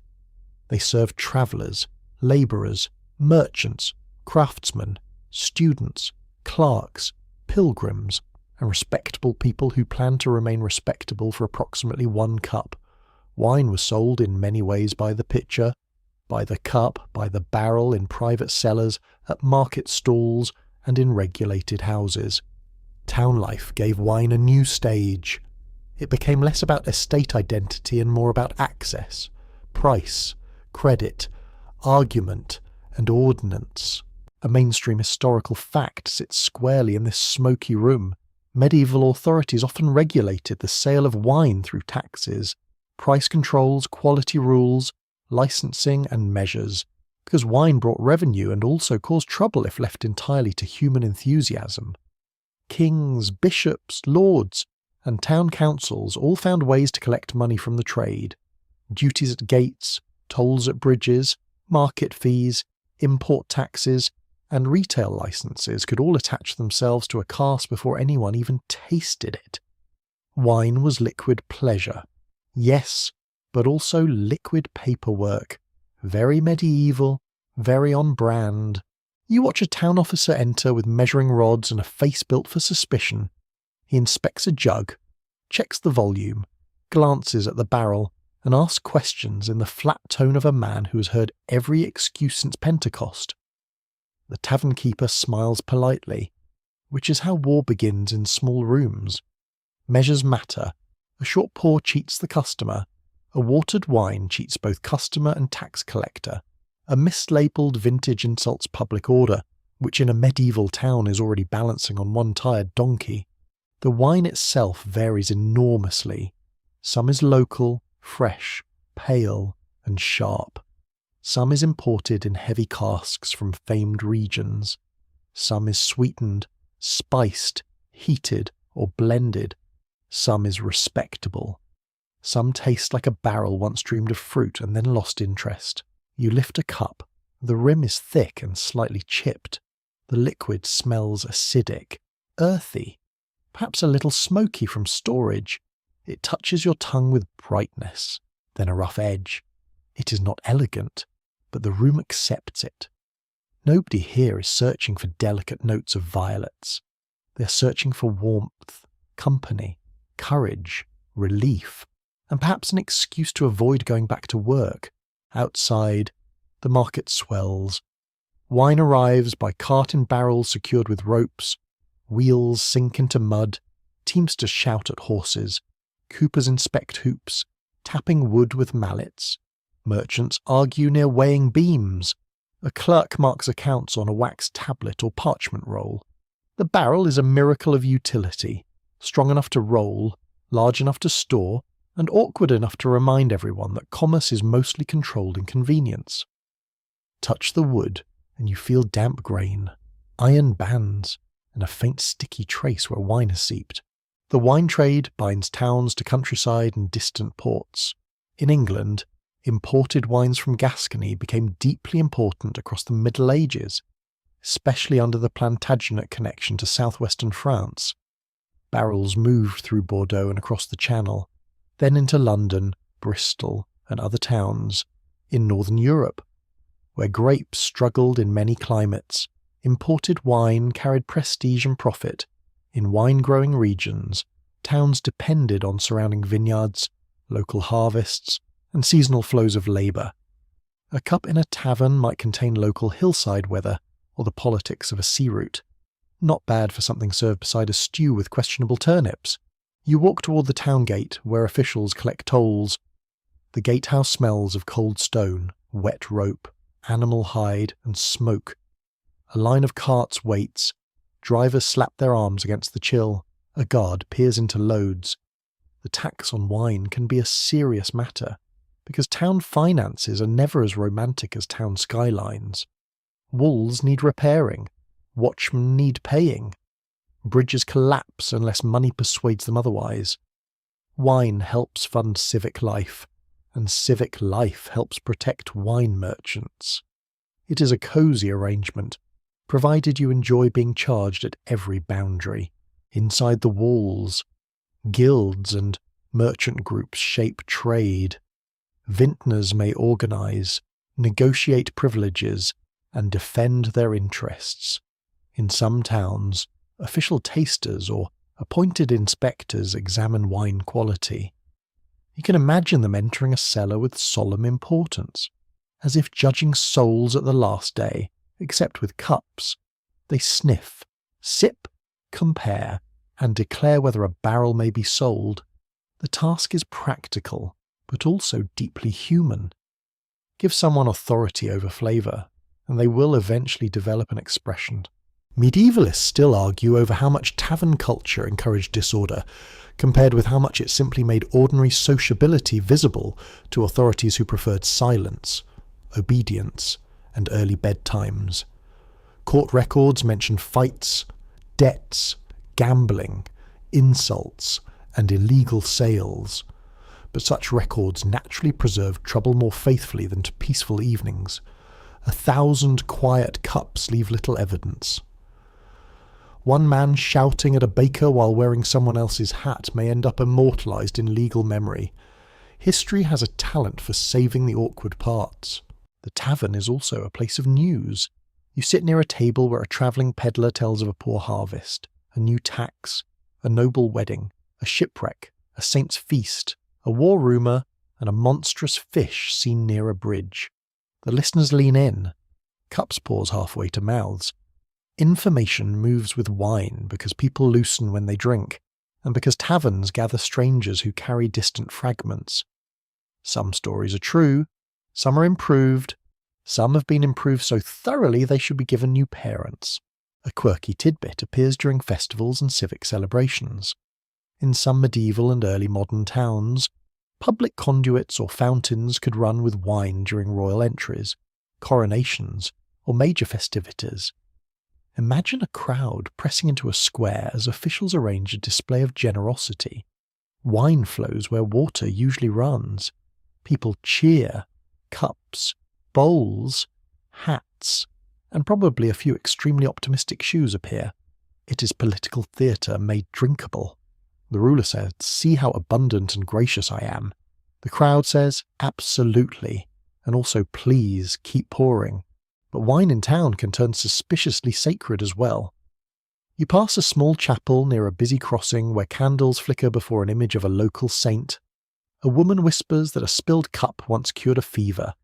A man swears that wine used in a feast did not empty for 3 days. Although his cousin was counting, and his cousin is very reliable except when he is not. Miracle stories involving wine, abundance, transformation, or healing circulated in Christian culture, often tied to saints, shrines, or local memory. Some were accepted with devotion, some questioned, and some probably helped a nearby tavern enjoy a very successful season. The boundary between faith and commerce can be thin enough to sip through. Pilgrims need drink. Feast days bring crowds. Crowds bring sellers. Sellers bring prices that mysteriously rise in the presence of holiness. You hear bells, chanting, laughter, and bargaining all at once. The smell of incense meets roasted meat and open barrels. A holy day in town is prayer braided with appetite. People kneel, then eat, then drink, then buy ribbons, then argue about lodging. Humans approach eternity with very practical stomachs. At midday, workers come in from shops and building sites. A mason's hands are white with lime dust. A weaver's fingers are rough from thread. A carter's shoulders sag under old strain. The tavern gives them a place to sit, even briefly. You feel the warmth of bodies in the room and the damp wool smell rising from cloaks. A bowl of pottage arrives. Bread is torn, wine is poured, sometimes diluted, sometimes not. For people living in crowded towns, such spaces offer release from household walls, workshop discipline, and the watchful eyes of neighbours. Although, to be fair, the neighbours are probably sitting one bench away. Women appear throughout this world, not only as drinkers but as sellers, brewers, innkeepers, widows managing businesses, servants, and labourers tied to the trade.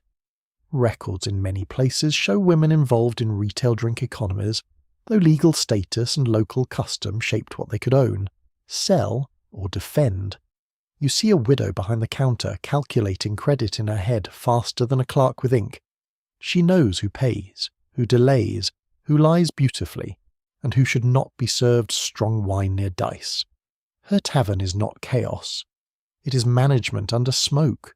Evening lowers over the town, lanterns appear.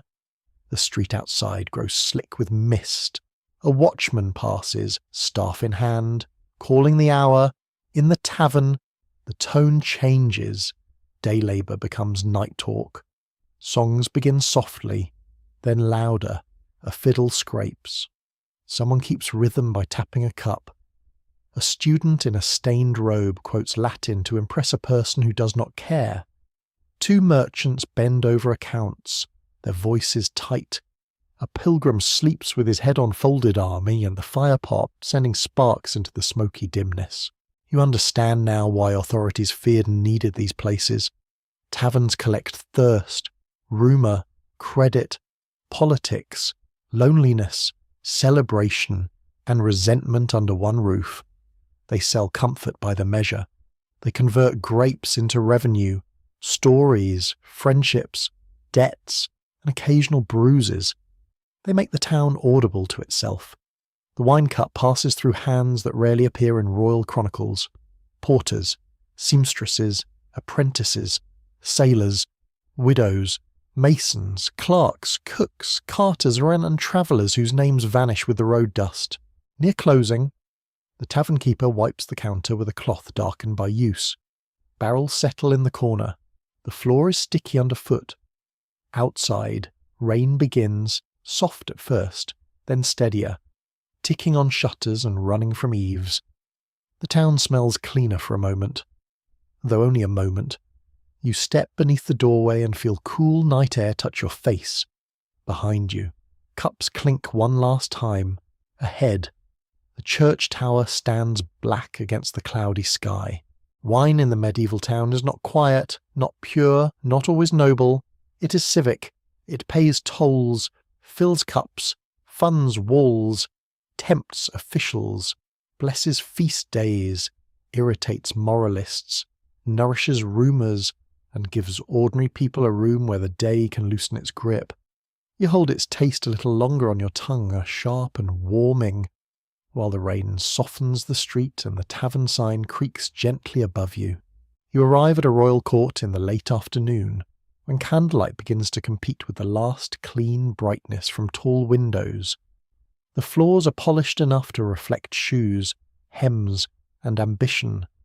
Tapestries hang thickly on stone walls, softening draughts and displaying hunts, saints, battles, vines, and family pride in thread so expensive it seems almost rude to touch. The air smells of beeswax, roasted meats, wet wool steaming near the fire, crushed rushes, perfume, and wine opened for people who expect the world to notice their thirst. You stand near a long table laid with linen, silver cups, carved trenchers, and glass vessels that catch the light like small frozen ponds. Servants move quickly without appearing to hurry. Their shoes make careful whispers. A lute sounds from the far end of the hall, gentle and slightly lost beneath conversation. A nobleman lifts a cup, sniffs it, and nods with the grave expression of someone evaluating destiny rather than fermented grapes. Fine taste has entered the room, wearing velvet. Wine now carries rank in a more elaborate way. Kings, dukes, bishops, wealthy merchants, and city elites do not merely drink what is available. They compare origins, praise certain regions, condemn others, collect reputations, and build identities around preference. A cup can suggest refinement, loyalty, education, travel, money, and proximity to power. This is a mainstream historical fact during the later medieval and early modern periods. European wines became increasingly associated with named regions, courtly taste, long-distance trade, and status, helping shape reputations that still cling to places such as Bordeaux, Burgundy, the Rhine, Tokai, Port Country, and Champagne. You follow a servant carrying a jug through the hall. The jug is cool beneath his palm, damp with condensation from a cellar. The wine inside is not just drink. It is a diplomatic instrument. A favoured bottle can flatter an ambassador. A rare cask can honour a bridegroom. A sweet imported wine can announce that the host has both excellent contacts and no fear of customs duties. One person praises the brightness of a Rhine wine. Another prefers deep red claret from Gascony or Bordeaux. Someone else makes a face at a local vintage with the theatrical pain of a man betrayed by geography. Courts create fashion, and fashion travels faster than common sense. When rulers and aristocrats favour certain wines, merchants respond. Ships, carts, river barges, and pack animals carry barrels toward palaces and great houses. Towns that can provide desirable wine gain wealth. Regions begin to guard their names, their methods, their privileges, and sometimes their myths. The table becomes a map of influence. You can taste alliances in one cup, trade routes in another, climate in a third, and taxation in all of them. Naturally, because governments are very loyal to beverages. Outside the court, vineyards spread across slopes shaped by weather. You walk through a cool northern hillside where mist hangs in the folds of the land. The grass is wet against your ankles. The vines stand in disciplined rows, their leaves trembling under a breeze that smells of river water, clay, and distant wood smoke. Church bells sound from a village below. A cart creaks along a track. In the soil, your fingers find small stones warmed earlier by the sun. Every little detail matters here: slope, drainage, exposure, wind, frost pocket, soil depth, and the mood of the season, which rarely fills out its intentions in advance. Climate begins to write itself into taste. Europe passes through periods of relative warmth and cooling, shifting harvest dates, ripeness, yields, and the regions where grapes can thrive. The so-called medieval warm period helped viticulture expand in some northern areas, while later cooler phases, including conditions associated with the Little Ice Age, made ripening less reliable in many places. Do not imagine one simple line on a chart. Weather is not a tidy clerk. It behaves more like a musician improvising during tax season. You stand in a vineyard after a spring frost. The atmosphere is painfully still. Buds that promised leaves now hang blackened and limp. A farmer rubs one between finger and thumb, and it crumbles softly. The smell is cold, green, and faintly bitter. No battle trumpet sounds. No king arrives. Yet this small injury may decide the income of families, rents owed to landlords, prices in town, and what gets poured at tables months later. Fine taste, for all its elegance, depends on very fragile beginnings. In a warmer year, the same slope feels generous. Bees work in the margins, grapes soften under a clean sun, the skins grow taut and dusty with bloom. When you pinch one, juice pearls out, sweet against your fingertip. Pickers talk as they move through the rows, baskets thumping against hips. The air fills with leaves, sweat, fruit, and the dry scent of cut stems. The land seems to cooperate. People become optimistic, which is charming and historically dangerous. Courtly wine fashion also depends on preservation and transport. Some wines travel better than others, stronger, sweeter, fortified, or carefully handled wines can survive distance with more dignity. Barrels crossing seas may change character along the way. Merchants learn what can endure a voyage, what must be drunk young, what should be sweetened, what can be blended, and what buyers will believe if the story is confident enough. The history of taste is never innocent. It contains weather, skill, money, and marketing wearing a respectable hat. A quirky tidbit glows in the candlelight around royal wine fountains and ceremonial excess. At certain grand entries, weddings, coronations, and civic celebrations, wine might be distributed publicly in spectacular displays, sometimes through fountains, conduits, or temporary structures designed to show abundance. In theory, this expressed generosity and divine favour.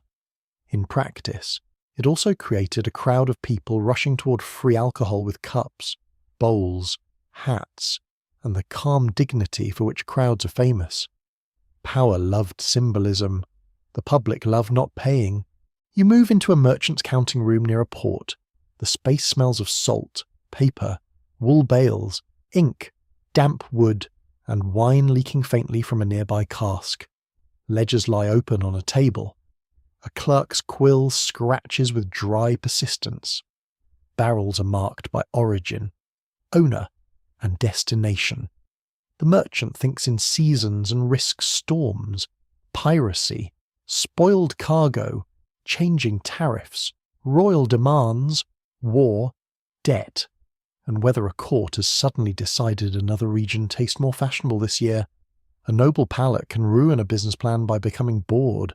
Glass changes the experience of wine among the wealthy, where earlier storage often depended on amphora, barrels, and jugs. Finer glassware gradually becomes more desirable at elite tables.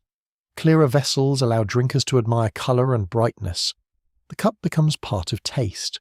You lift a delicate glass and feel how thin the rim is against your lip. It makes you drink differently, more slowly, more self-consciously. Wine is becoming performance not only in what it is, but how it appears. The liquid catches candlelight, ruby or amber or pale gold. People notice, people comment, people pretend their comments are spontaneous. Historians still argue whether the rise of refined wine culture was driven more by genuine sensory appreciation, by elite competition, by expanding trade, by medical ideas about diet and temperament, or by state power shaping markets through privilege and taxation? The safest answer is that all these forces intertwined. Taste is personal when it reaches the tongue, but social long before it arrives there. You may prefer one wine because it pleases you. You may also prefer it because everyone important has agreed that preferring it is evidence you're not hopeless. Medical theory still influences choices. Wines are described as hot, cold, dry, moist, nourishing, thinning, strengthening, or dangerous for certain bodies and seasons. A court physician might recommend one wine for digestion, another for weakness, another to avoid in summer, and another for an elderly lord whose humours apparently require careful negotiation. At dinner, this gives noble guests another reason to sound informed. One may refuse a cup not because it tastes bad, but because it is unsuitable to the complexion. Very elegant, very convenient. Regional identity strengthens as landscapes become famous. In Burgundy, small differences between vineyard sites gain increasing attention. In Bordeaux, connections to English and northern markets help support a huge export trade. Along the Rhine, steep vineyards produce pale, bright wines prized far beyond their valleys. In Hungary, the sweet wines of Tokai later become celebrated among European elites, wrapped in stories of nobility, botrytis, and golden luxury. In Iberia, wine regions grow through maritime connections and local traditions, serving both domestic tables and distant buyers. You stand above a river vineyard at twilight, the slope falls sharply below you, and the water reflects the sky in strips of silver.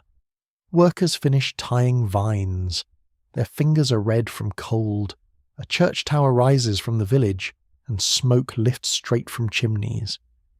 The atmosphere is quiet, but not empty. It is filled with expectation. In such places, wine becomes not merely product but belonging. A village learns the flavour of its hill.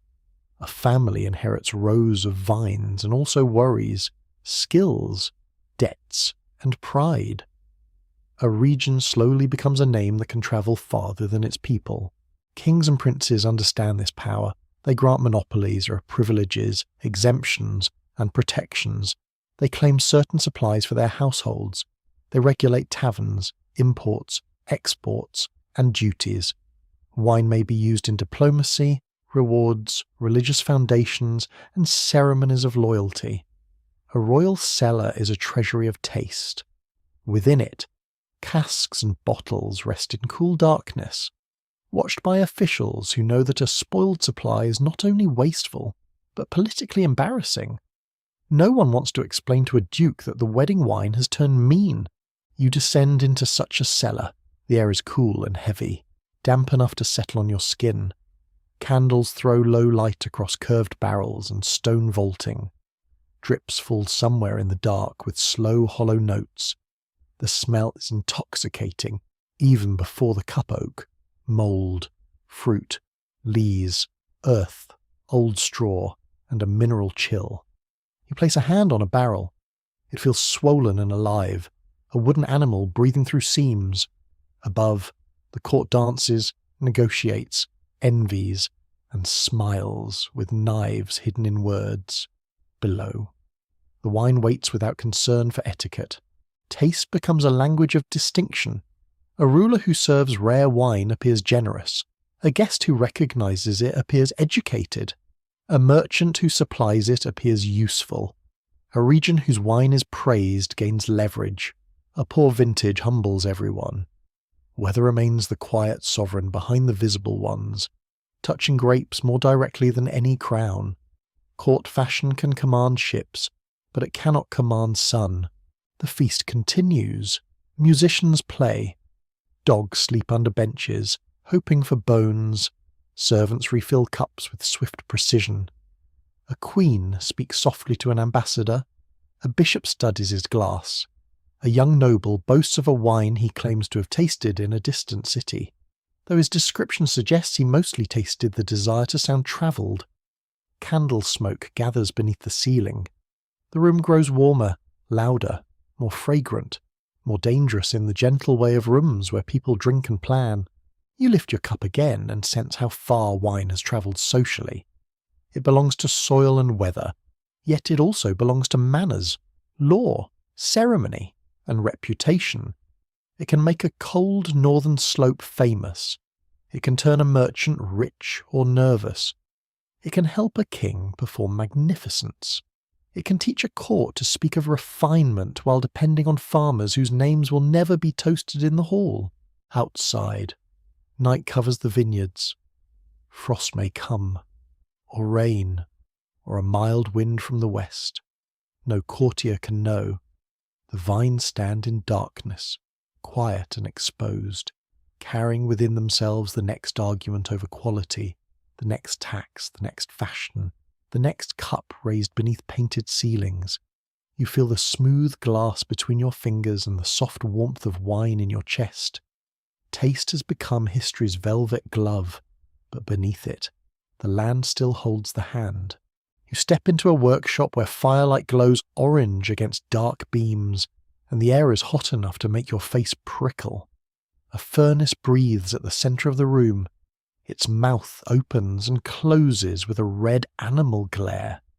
Men move around it with metal rods, wet cloths, wooden paddles, and the calm focus of people handling molten glass, which is to say, people who have made peace with danger but still prefer keeping all their fingers. The smell is sharp and mineral, mixed with ash, sweat, damp straw, and the faint sweetness of wine stored nearby. You hear the deep roar of flame, the clink of tools, the soft hiss when hot glass meets a cooled surface. A glowing gather of glass turns at the end of a blowpipe, sagging like honey made of a light. The glassmaker lifts the pipe, breathes steadily, and the glowing bubble swells. It is fragile, beautiful, and slightly terrifying. Humans have always enjoyed taking sand, fire, and ambition, then asking them to behave. Wine is changing its clothing. For centuries, barrels, jars, skins, and ceramic vessels have carried and stored it. Now glass bottles grow more important, especially as European glassmaking improves and stronger bottles become available. The mainstream historical fact here is clear. The development of stronger glass bottles and cork closures in the 17th century transformed wine storage, transport, aging, and sparkling wine production. A bottle could protect wine in smaller quantities, seal pressure better than many earlier containers, and allow the drink to mature in new ways. You hold an early bottle in your hands. It is darker, thicker, and less symmetrical than the elegant modern version. Its surface has tiny waves and bubbles. The base feels heavy. The neck is short and sturdy. It is not trying to win a beauty contest. It is trying not to explode, which is a noble goal. The glass is cool now, but it remembers the furnace. You run your thumb over its uneven shoulder and feel the difference between handmade object and machine perfection. Each bottle carries the small irregularities of breath and fire. Cork enters quietly, almost humbly, but it matters enormously. The bark of the cork oak is springy and resilient. When pressed into a bottleneck, it expands to seal the opening while allowing tiny, mysterious interactions with air. You feel a cork between your fingers. It is light, dry, and faintly sweet smelling, with a woody softness. Push it into bottle and the wine inside gains privacy. Pull it out, and the room receives a small, intimate sound, not yet the dramatic pop of celebration, but a soft release, as if the bottle has been holding a thought. Cellars become laboratories, without calling themselves that. You descend stone steps into the cool. The temperature falls around your shoulders. The air smells of damp chalk, old wood, candle smoke, mould, and resting wine. Bottles lie on their sides in racks or straw. Corks kept moist by the liquid within. Dust gathers slowly over glass. Spiders build their patient architecture in corners. Somewhere, a barrel ticks softly. The cellar is dark, but not dead. Wine changes here, quietly, through time, oxygen, sediment, temperature, and chemistry no one fully understands yet. Early modern Europe becomes more curious about nature's hidden rules. Scholars, physicians, merchants, and makers ask new questions about fermentation, gases, preservation, pressure, and spoilage. They do not all agree, and many explanations are wonderfully incomplete. Some still speak in older medical language of humours and qualities. Others measure, observe, and experiment with increasing care. Wine draws them in because it is both ordinary and puzzling. It can improve, fail, fizz, sour, darken, clear, or burst its container. A drink that refuses to stay simple is practically begging to be studied. Natural philosophers begin to notice the strange spirit released during fermentation. Bubbles rise, vapours gather, yeast works invisibly, sugar disappears, warmth appears. Something lively is happening, but the language for it is still developing. You stand beside a vat where newly fermenting musk murmurs and foams. The sound is gentle, almost like distant rain. The smell is thick with fruit, bread dough, and something sharp enough to tickle the nose. Place your palm near the surface and you feel warmth rising. The vat seems alive, and in a chemical sense, it is full of living work. Scholars still debate how quickly winemakers themselves understood the practical implications of fermentation science, because craft knowledge often moved ahead of formal theory. A cellar master might know exactly what to do without explaining it in modern terms. He might understand temperature, timing, racking, and pressure by touch, habit, and failure. Written science can arrive with elegant words, but the barrel may have learned the lesson first. Now you travel into the cool northern vineyards of Champagne, where the climate is marginal. The chalk soils are pale, and the air can feel brisk even under sunlight. The vines grow under a sky that does not always promise ripeness. Grapes here may be sharp, high in acidity, and delicate in colder weather. Fermentation may stop before all sugar is consumed, then begin again when warmth returns. If wine is sealed in a strong bottle during the second awakening, carbon dioxide can dissolve into the liquid and create bubbles. Sometimes the result is charming. Sometimes it is a cellar filled with glass shrapnel and regret. The atmosphere in such a cellar is tense. Bottles sleep in rows, but sleep lightly. You hear the occasional muffled crack from somewhere in the dark. Workers pause. No one breathes. Then another bottle bursts, triggering nearby bottles in a chain of pressure and panic. Early sparkling wine could be dangerous to make. Some cellars reportedly lost large portions of their stock to explosions, earning sparkling bottles the cheerful nickname of the devil's wine in some tellings. A very dramatic name. Yes, but when your livelihood detonates at midnight, theology becomes flexible. A quirky tidbit rests inside the famous story of Dom Pérignon, the Benedictine monk often credited in popular legend with inventing champagne and supposedly crying out that he was tasting stars. It is a lovely line, glittering and irresistible.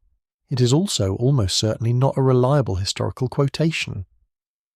Dom Pérignon was a real figure who contributed to winemaking practice at Hautevillers, especially in careful blending and quality control.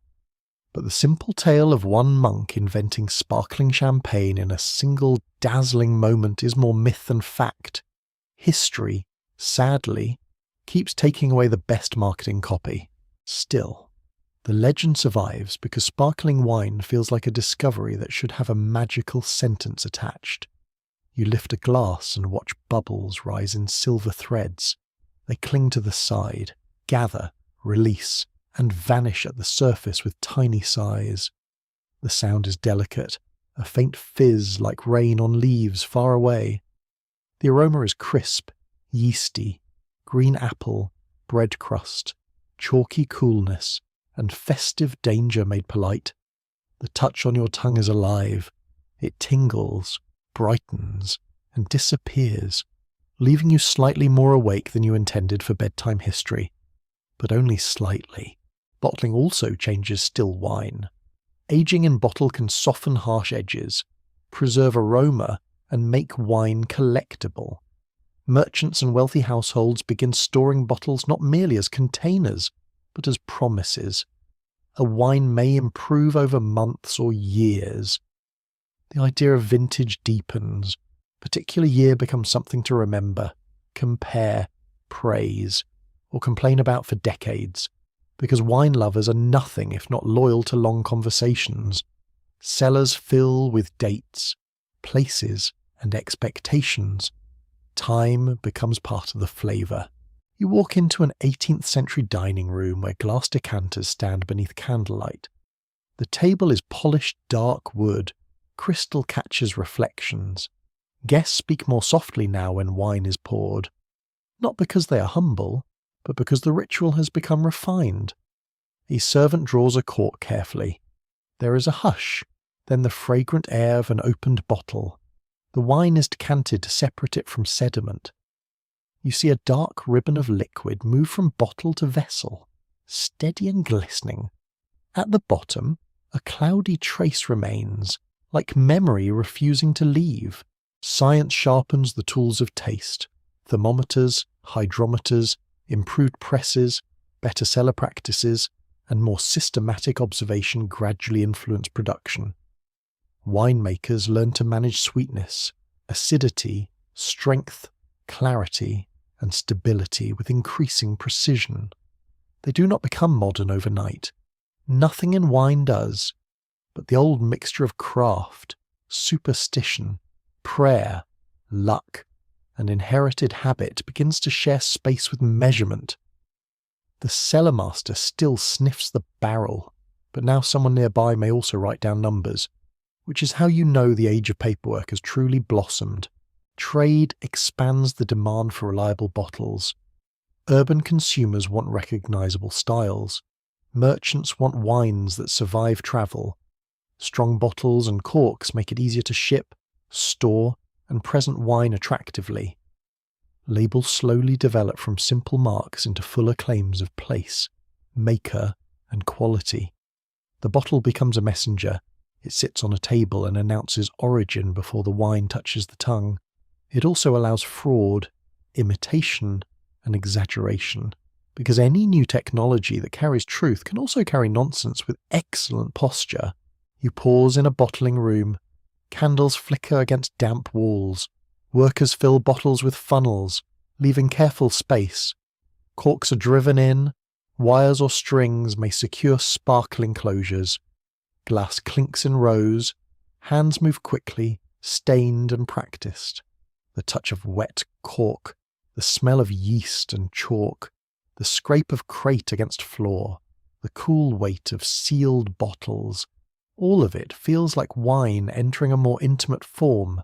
A barrel belongs to many.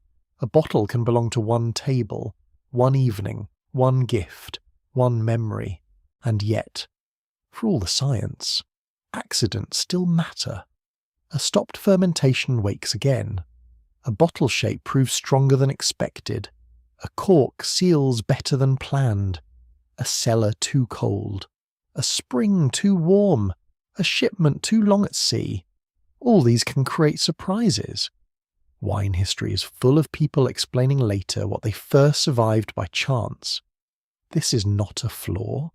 It is one of the reasons the drink remains so human. Control increases, but mystery keeps a seat at the table. Night settles outside the workshop and cellar. The furnace glow fades. The bottles rest in darkness, shoulders touching, each one holding pressure, patience, and possibility. You hear a faint tick from cooling glass, a soft drip in the cellar, a bubble rising somewhere unseen. The air is cool on your face now, carrying chalk, cork, old wood, and fruit transformed by invisible labour. You hold a glass close and watch the candlelight tremble through it. Wine has gained a new vessel, a new science, a new sparkle, and a new way of keeping time. It is no longer only poured from barrel to cup. It can be sealed, aged, carried, opened with ceremony and released with a sound small enough to be intimate, yet bright enough to fill a room. The bottle rests in your hand like a quiet invention, and inside it, the old grape continues to breathe. You stand in a vineyard in 19th century France, and the first thing you notice is how ordinary the morning seems. The sky is pale blue, the rows of vines run neatly across the slope, a farm dog sleeps under a cart, occasionally twitching, as if chasing rabbits in a private republic of dreams. From the village below comes the sound of a church bell, a blacksmith's hammer, and a woman calling to a child who is moving with that special speed children use when they are absolutely not listening. The air smells of damp soil, vine leaves, manure, old wood, and breakfast smoke curling from chimneys. Dew beads on the grass and wets your boots. When you touch a vine leaf, it feels cool and slightly rough. With tiny veins raised like a map, everything appears alive, rooted, established. And yet something is wrong. A grower walks beside you, silent at first. His hands are cracked, brown from sun, and thickened by years of pruning. He stops near a vine whose leaves have yellowed too early. Its shoots are weak. The fruit is sparse. He bends, grips the trunk, and shakes his head. No frost explains it. No drought fully explains it. The neighbouring rows still breathe green, but this plant seems tired from within, as if some invisible hand has been loosening its hold on life. He digs into the soil with a short tool. The earth breaks apart in clods, moist and dark.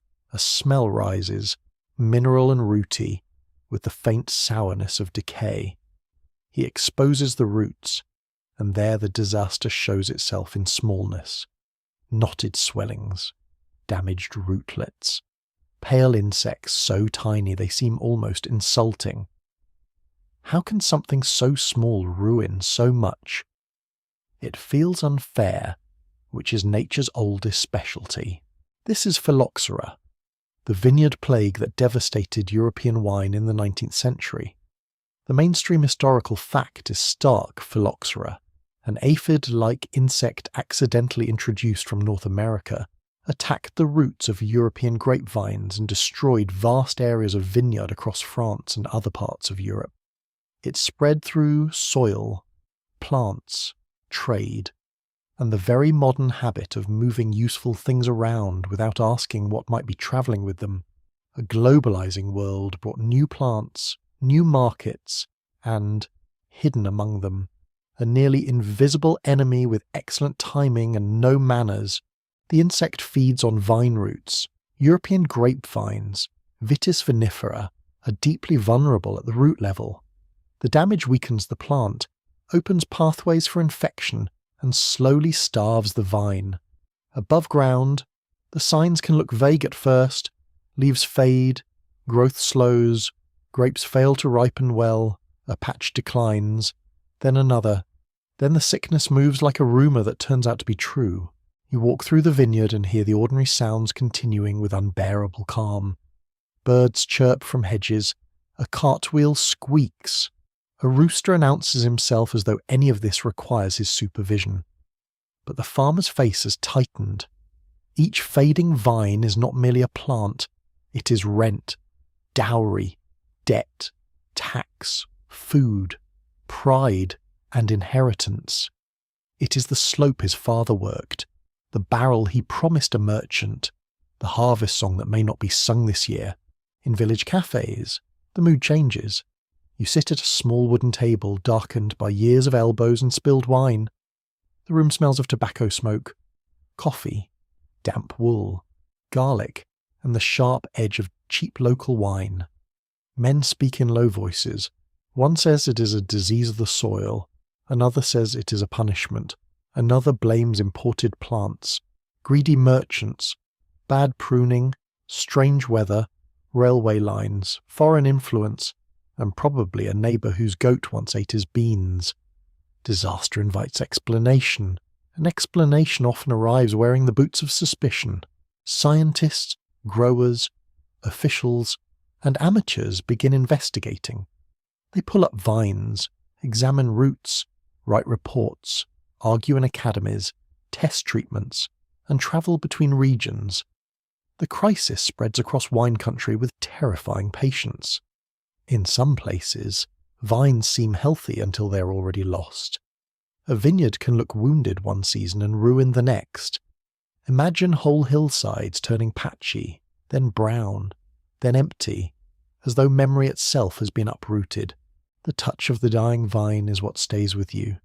The trunk is brittle in places, the bark flakes too easily, the roots, when lifted, are damaged and light, not strong enough to hold a future.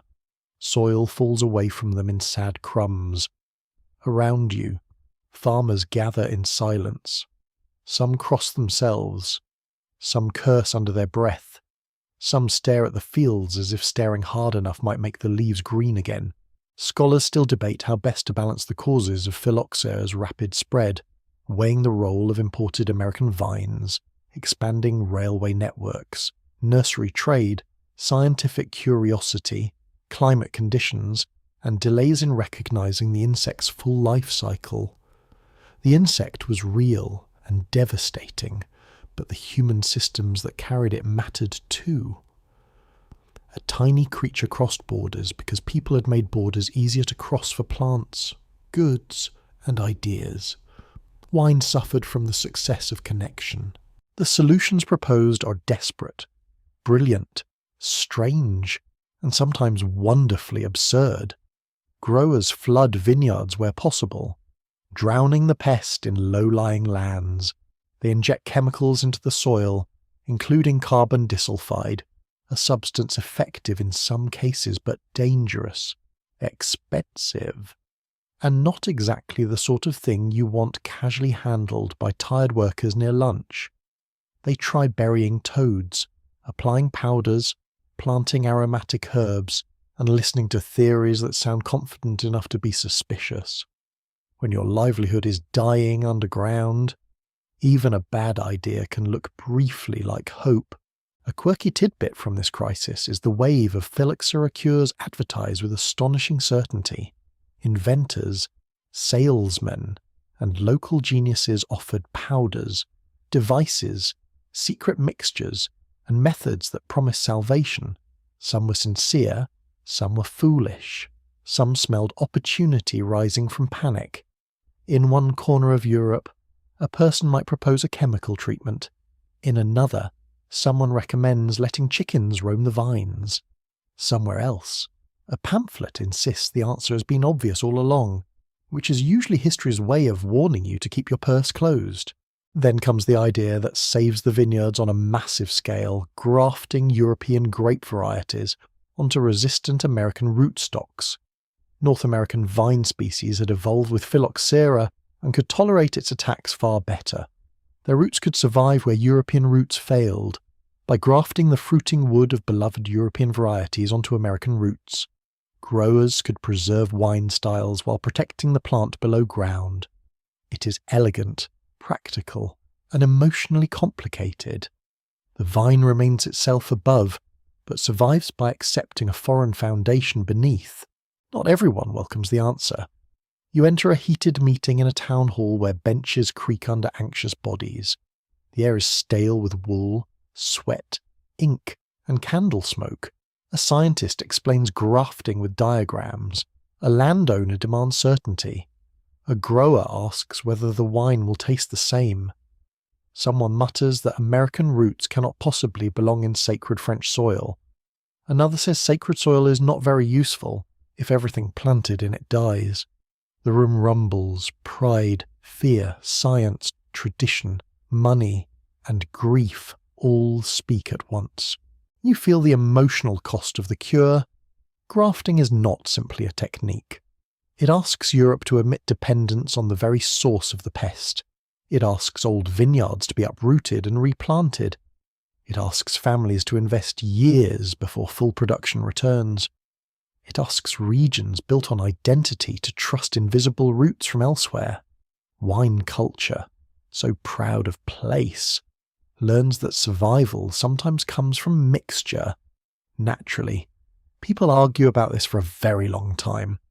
because humans can turn rescue into an identity crisis. In a nursery, the future is being assembled by hand. Workers cut rootstock, slice scions, bind grafts, and plant young vines in ordered beds. The tools are sharp. The wood smells green and faintly bitter. Fingers move with care, fitting one living piece to another so cambium touches cambium. A grafted vine looks humble, almost fragile. It is a small union wrapped in cloth, wax, or binding. Yet inside that join sits the rebirth of European viticulture. You kneel beside a row of young grafted plants. Their leaves are small, fresh, trembling in the breeze. The soil is warm now under your palm. Bees move through clover nearby. A train whistle sounds from the valley. Thin and modern, that sound matters. Railways helped carry wines, workers, rootstocks, tools, and insects. They also helped recovery. The same networks that spread disaster could spread the cure. History rarely has the decency to assign one invention to only one moral category. In older vineyards, replanting feels like mourning. Men cut dead trunks and pile them for burning. Smoke rises with a bitter, woody smell. Women gather stakes. Children carry small bundles. The hillside looks naked without its mature vines. Years of pruning shapes vanish in hours. Each root pulled from the ground leaves a dark hole. You hear axes, scraping spades, low voices, and the crackle of fire. The land is not empty, exactly. It is waiting in a way that hurts. Some regions recover faster than others. Wealthier growers can afford grafted vines, treatments, and waiting.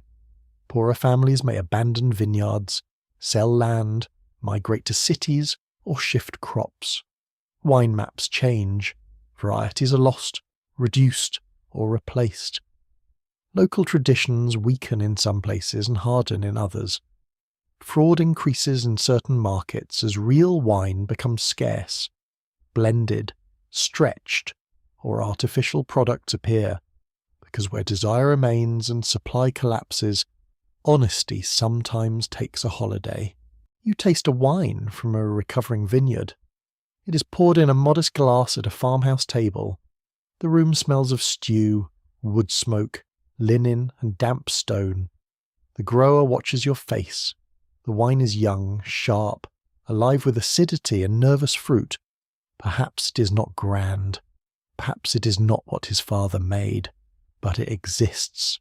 That alone feels enormous. He looks toward the window where new rows climb the slope, and his shoulders loosen by the smallest amount. Phylloxera changes wine's relationship with science forever. Growers become more attentive to rootstocks, pests, plant disease, nurseries, and agricultural research. Governments fund investigations, experts gain influence. Vineyards become places not only of tradition but of biology. The romance of wine remains, but now it carries entomology under its coat. Every beautiful glass owes something to people who spent long days looking at ugly roots through magnifying lenses. Not glamorous, perhaps, but deeply heroic in the quiet agricultural sense. Evening settles over a grafted vineyard. The air cools. Leaves whisper against wires and stakes. Somewhere, a horse shifts in its harness. The smell of turned soil fades into the scent of grass and distant cooking fires. The rules are young, not yet generous, but they hold. Beneath the ground, resistant roots grip the earth. Above ground, European shoots reach for the last light. You stand between loss and recovery, feeling both at once. The plague has shown how fragile civilization's pleasures can be. A drink praised by kings, guarded by monks, taxed by towns, and refined by science can still be humbled by an insect almost too small to see. Yet the answer is not surrender. It is grafting, cooperation, observation, argument, and the stubborn human refusal to let a beloved vine die quietly. The night deepens. The vineyard no longer looks ruined. It looks young. The soil is dark beneath your boots. The leaves move softly in the breeze, each one catching a little moonlight. Somewhere underground, roots from one continent hold up the flavours of another. It is strange, practical, and quietly beautiful. Wine survives not by remaining untouched, but by learning how to live through change. You enter the modern world through the soft clink of a glass in a quiet kitchen. Outside the window, evening gathers over apartment blocks, tiled roofs, gardens, traffic lights, and hillsides that may be thousands of miles from the old European vineyards, yet somehow still belong to the same long story. The room is ordinary, a wooden table, a bottle standing open, a cork resting on its side like a tiny fallen log. The air smells of cooked onions, lemon peel, rain on pavement, and wine lifting from the glass in slow, fragrant waves. You pick up the glass by the stem. It feels cool at first, then gently warms where your fingers hold it. The bowl catches the last light and turns it ruby, gold, rose, amber, or pale straw, depending on what has been poured. You swirl it once, perhaps because you know what you're doing, perhaps because you have seen people do it and it feels reassuringly sophisticated. Either way, the wine moves in a small, silent tide, coating the glass and slipping back down. Wine in the modern world is both ancient and intensely organised. It belongs to family meals, religious rituals, restaurant lists, supermarket shelves, weddings, picnics, auctions, tourist routes, online reviews, export markets, and quiet evenings when nobody wants a speech about terroir. Thank you very much. A mainstream historical fact rests clearly in the glass modern wine is produced across the world. But European traditions, classifications, grape varieties, and regional identities remain deeply influential in global wine culture. You walk through a vineyard in Bordeaux, where gravel crunches beneath your shoes and neat rows stretch under a wide sky. The smell is clean and earthy, with hints of grass, damp stone, and leaves warming in the sun. A tractor hums in the distance, birds snap between hedgerows, workers move with buckets, shears, hoses, tablets, and weather data. The old gestures remain: pruning, tasting, harvesting, sorting, pressing. Yet beside them come satellites, laboratory analysis, stainless steel tanks, temperature controls, and spreadsheets. Wine has not escaped paperwork. Nothing loved by humans ever does. You touch a grape cluster hanging low in the morning. The berries are firm, dusty with bloom, slightly cool from night air. A winemaker plucks one, crushes it between finger and thumb, tastes the juice, then chews the skin and seed. Sugar matters, acid matters, tannin matters, weather matters, soil matters. So does labour, timing, equipment, law, memory, fashion, money, and luck. The modern vineyard is a place where romance and logistics stand very close together, pretending not to know each other. In Burgundy, tiny parcels of land carry enormous reputations. Stone walls divide plots with almost stubborn precision. A few metres can inspire expensive arguments. In Tuscany, vines lean toward old farmhouses and cypress roads. In Rioja, barrels sleep in cellars scented with oak and vanilla. In the Mosel, vineyards climb steep slopes where picking grapes can feel less like farming and more like negotiating with gravity. In the Douro, terraces fold around the river like ancient steps.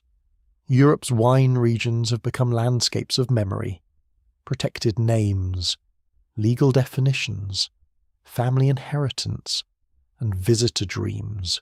Modern systems such as appellations and geographical indications try to protect the link between place and product. They define grapes, boundaries, techniques, aging rules, yields, and labels. To the casual drinker, this can seem like a maze designed by monks, lawyers, and very patient cartographers. Yet these systems also guard local identity and help consumers know what a name means. When a bottle says Champagne, Chianti Classico, Rioja, Port, Sherry, Barolo, or Burgundy, it is not only naming flavour, it is naming a place shaped by climate, law, labour, and reputation. Still, wine is no longer Europe's private language. You cross oceans in a breath and stand in California, where fog rolls through coastal vineyards like a slow white animal. The air smells of eucalyptus, dry grass, ocean salt, and sun-warmed fruit. In Chile, vines stretch between mountains and sea under a hard blue sky. In Argentina, vineyards climb toward the Andes, where the light feels sharp enough to ring. In South Africa, old estates and newer producers work beneath dramatic mountains. In Australia and New Zealand, vines face heat, wind, brightness, and bold invention. The old European grape travels, adapts, and learns new accents. A quirky tidbit lives in the world of modern wine tasting. In 1976, a blind tasting in Paris placed California wines against prestigious French wines, and some California bottles scored higher than famous French examples. The event became legendary, partly because it startled assumptions about who could make great wine, and partly because experts, when surprised, make very satisfying historical material. Wine pride is delicate. A blind tasting can poke it with a very small pin. That moment did not end European importance. It widened the conversation. Modern wine became more global, more competitive, and more curious. Winemakers studied abroad, consultants crossed borders, university programs trained specialists. New regions learned from old ones, then challenged them. Old regions borrowed technology, then insisted they had always valued precision. Everyone kept talking about tradition, usually while quietly buying better equipment. You enter a modern cellar, so it is stainless steel, spotless, is cold and faintly echoing. Tanks rise like silver towers, pumps hum softly. A worker checks a valve. The air smells of yeast, wet concrete, alcohol, and clean metal. This is not the dark, romantic cellar of candles and cobwebs, though those still exist and perform beautifully for visitors. Here fermentation is monitored with care. Temperature can be adjusted, oxygen can be managed, samples are tested, problems are caught early. Wine is still alive, but now it is alive under supervision. In another cellar, barrels rest in dim rows. Oak breathes slowly into the wine, adding texture, aroma, and time. Your hand glides over a barrel's curve, smooth but grainy, cool with cellar damp. You hear a faint drip somewhere, a shoe scrape, a distant forklift beeping with absolutely no respect for atmosphere. The smell is deeper here: vanilla, toast, spice, fruit, earth, and old wood. Tradition and industry share the same air, sometimes gracefully, sometimes with mild tension. There is scholarly uncertainty here as well. Researchers and historians continue to discuss how much modern ideas of authenticity in wine come from genuine continuity with the past, and how much they are shaped by marketing, tourism, national identity, and selective memory. A village may truly preserve inherited knowledge. A label may also wrap that knowledge in a story polished for buyers. Both can be true at once. Wine is honest in the vineyard and theatrical on the shelf. It has always had a talent for costume. You walk into a wine shop in a modern city. Bottles line wooden shelves in disciplined rows. Labels show castles, animals, minimalist designs, saints, maps, moons, mountains, family crests, and fonts that appear to have attended expensive schools. The room smells of cardboard, cork, dust, and faint fruit from a tasting table. A shopkeeper asks what you like. You panic gently, because the question seems simple, but contains your budget, your dinner, your self-image, and your fear of mispronouncing Gewürztraminer, modern wine culture can be welcoming, but it can also become intimidating. There are scores, critics, competitions, certification, collectors, sommelier, influencers, and people who say a wine has tension while you wonder whether the wine has unpaid bills. Yet beneath all the language, the older purpose remains. Wine gathers people. It marks meals, seasons, contracts, blessings, endings, beginnings, reunions, and ordinary nights made softer by a shared bottle. You sit at a table where several generations eat together. Someone pours red wine into small glasses. Someone else chooses not to drink and is offered sparkling water without fuss, as civilized people should manage. A child asks why adults smell the glass before drinking, and an uncle gives an answer far longer than necessary. Bread is passed, a chair scrapes, tomato sauce scents the air, rain taps the window. The wine is not the centre of the meal. Exactly. It is the thread running through it, loosening speech, warming memory, and slowing everyone just enough to notice being together. At the same time, modern awareness is more careful. People speak more openly about moderation, addiction, health risks, pregnancy, religion, personal choice, and the fact that no drink, however historic, needs to be everyone's drink. Wine culture at its best makes room for refusal without awkwardness. The old cup can remain meaningful without becoming compulsory. That, too, is a form of civilization, perhaps one of the quieter and kinder ones. Climate change now presses hard against vineyards, harvest dates shift, heat waves stress vines, drought threatens regions once considered reliable, fires can stain grapes with smoke, new areas become possible while old areas struggle. Growers experiment with shade, irrigation, canopy management, drought-resistant rootstocks, different varieties, and new rules. You stand in a vineyard during a hot summer evening and feel the air heavy against your skin. Leaves hang still. The soil cracks near your feet. The vine endures, but endurance has limits. And yet the vine remains astonishingly adaptable. It has survived migrations, empires, monasteries, taxes, fashion, glass, chemistry, insects, fraud, war, and the opinions of dinner guests. It keeps asking for seasons. It keeps answering in fruit. Modern wine is a global business, yes, worth fortunes, wrapped in law and branding and shipping routes.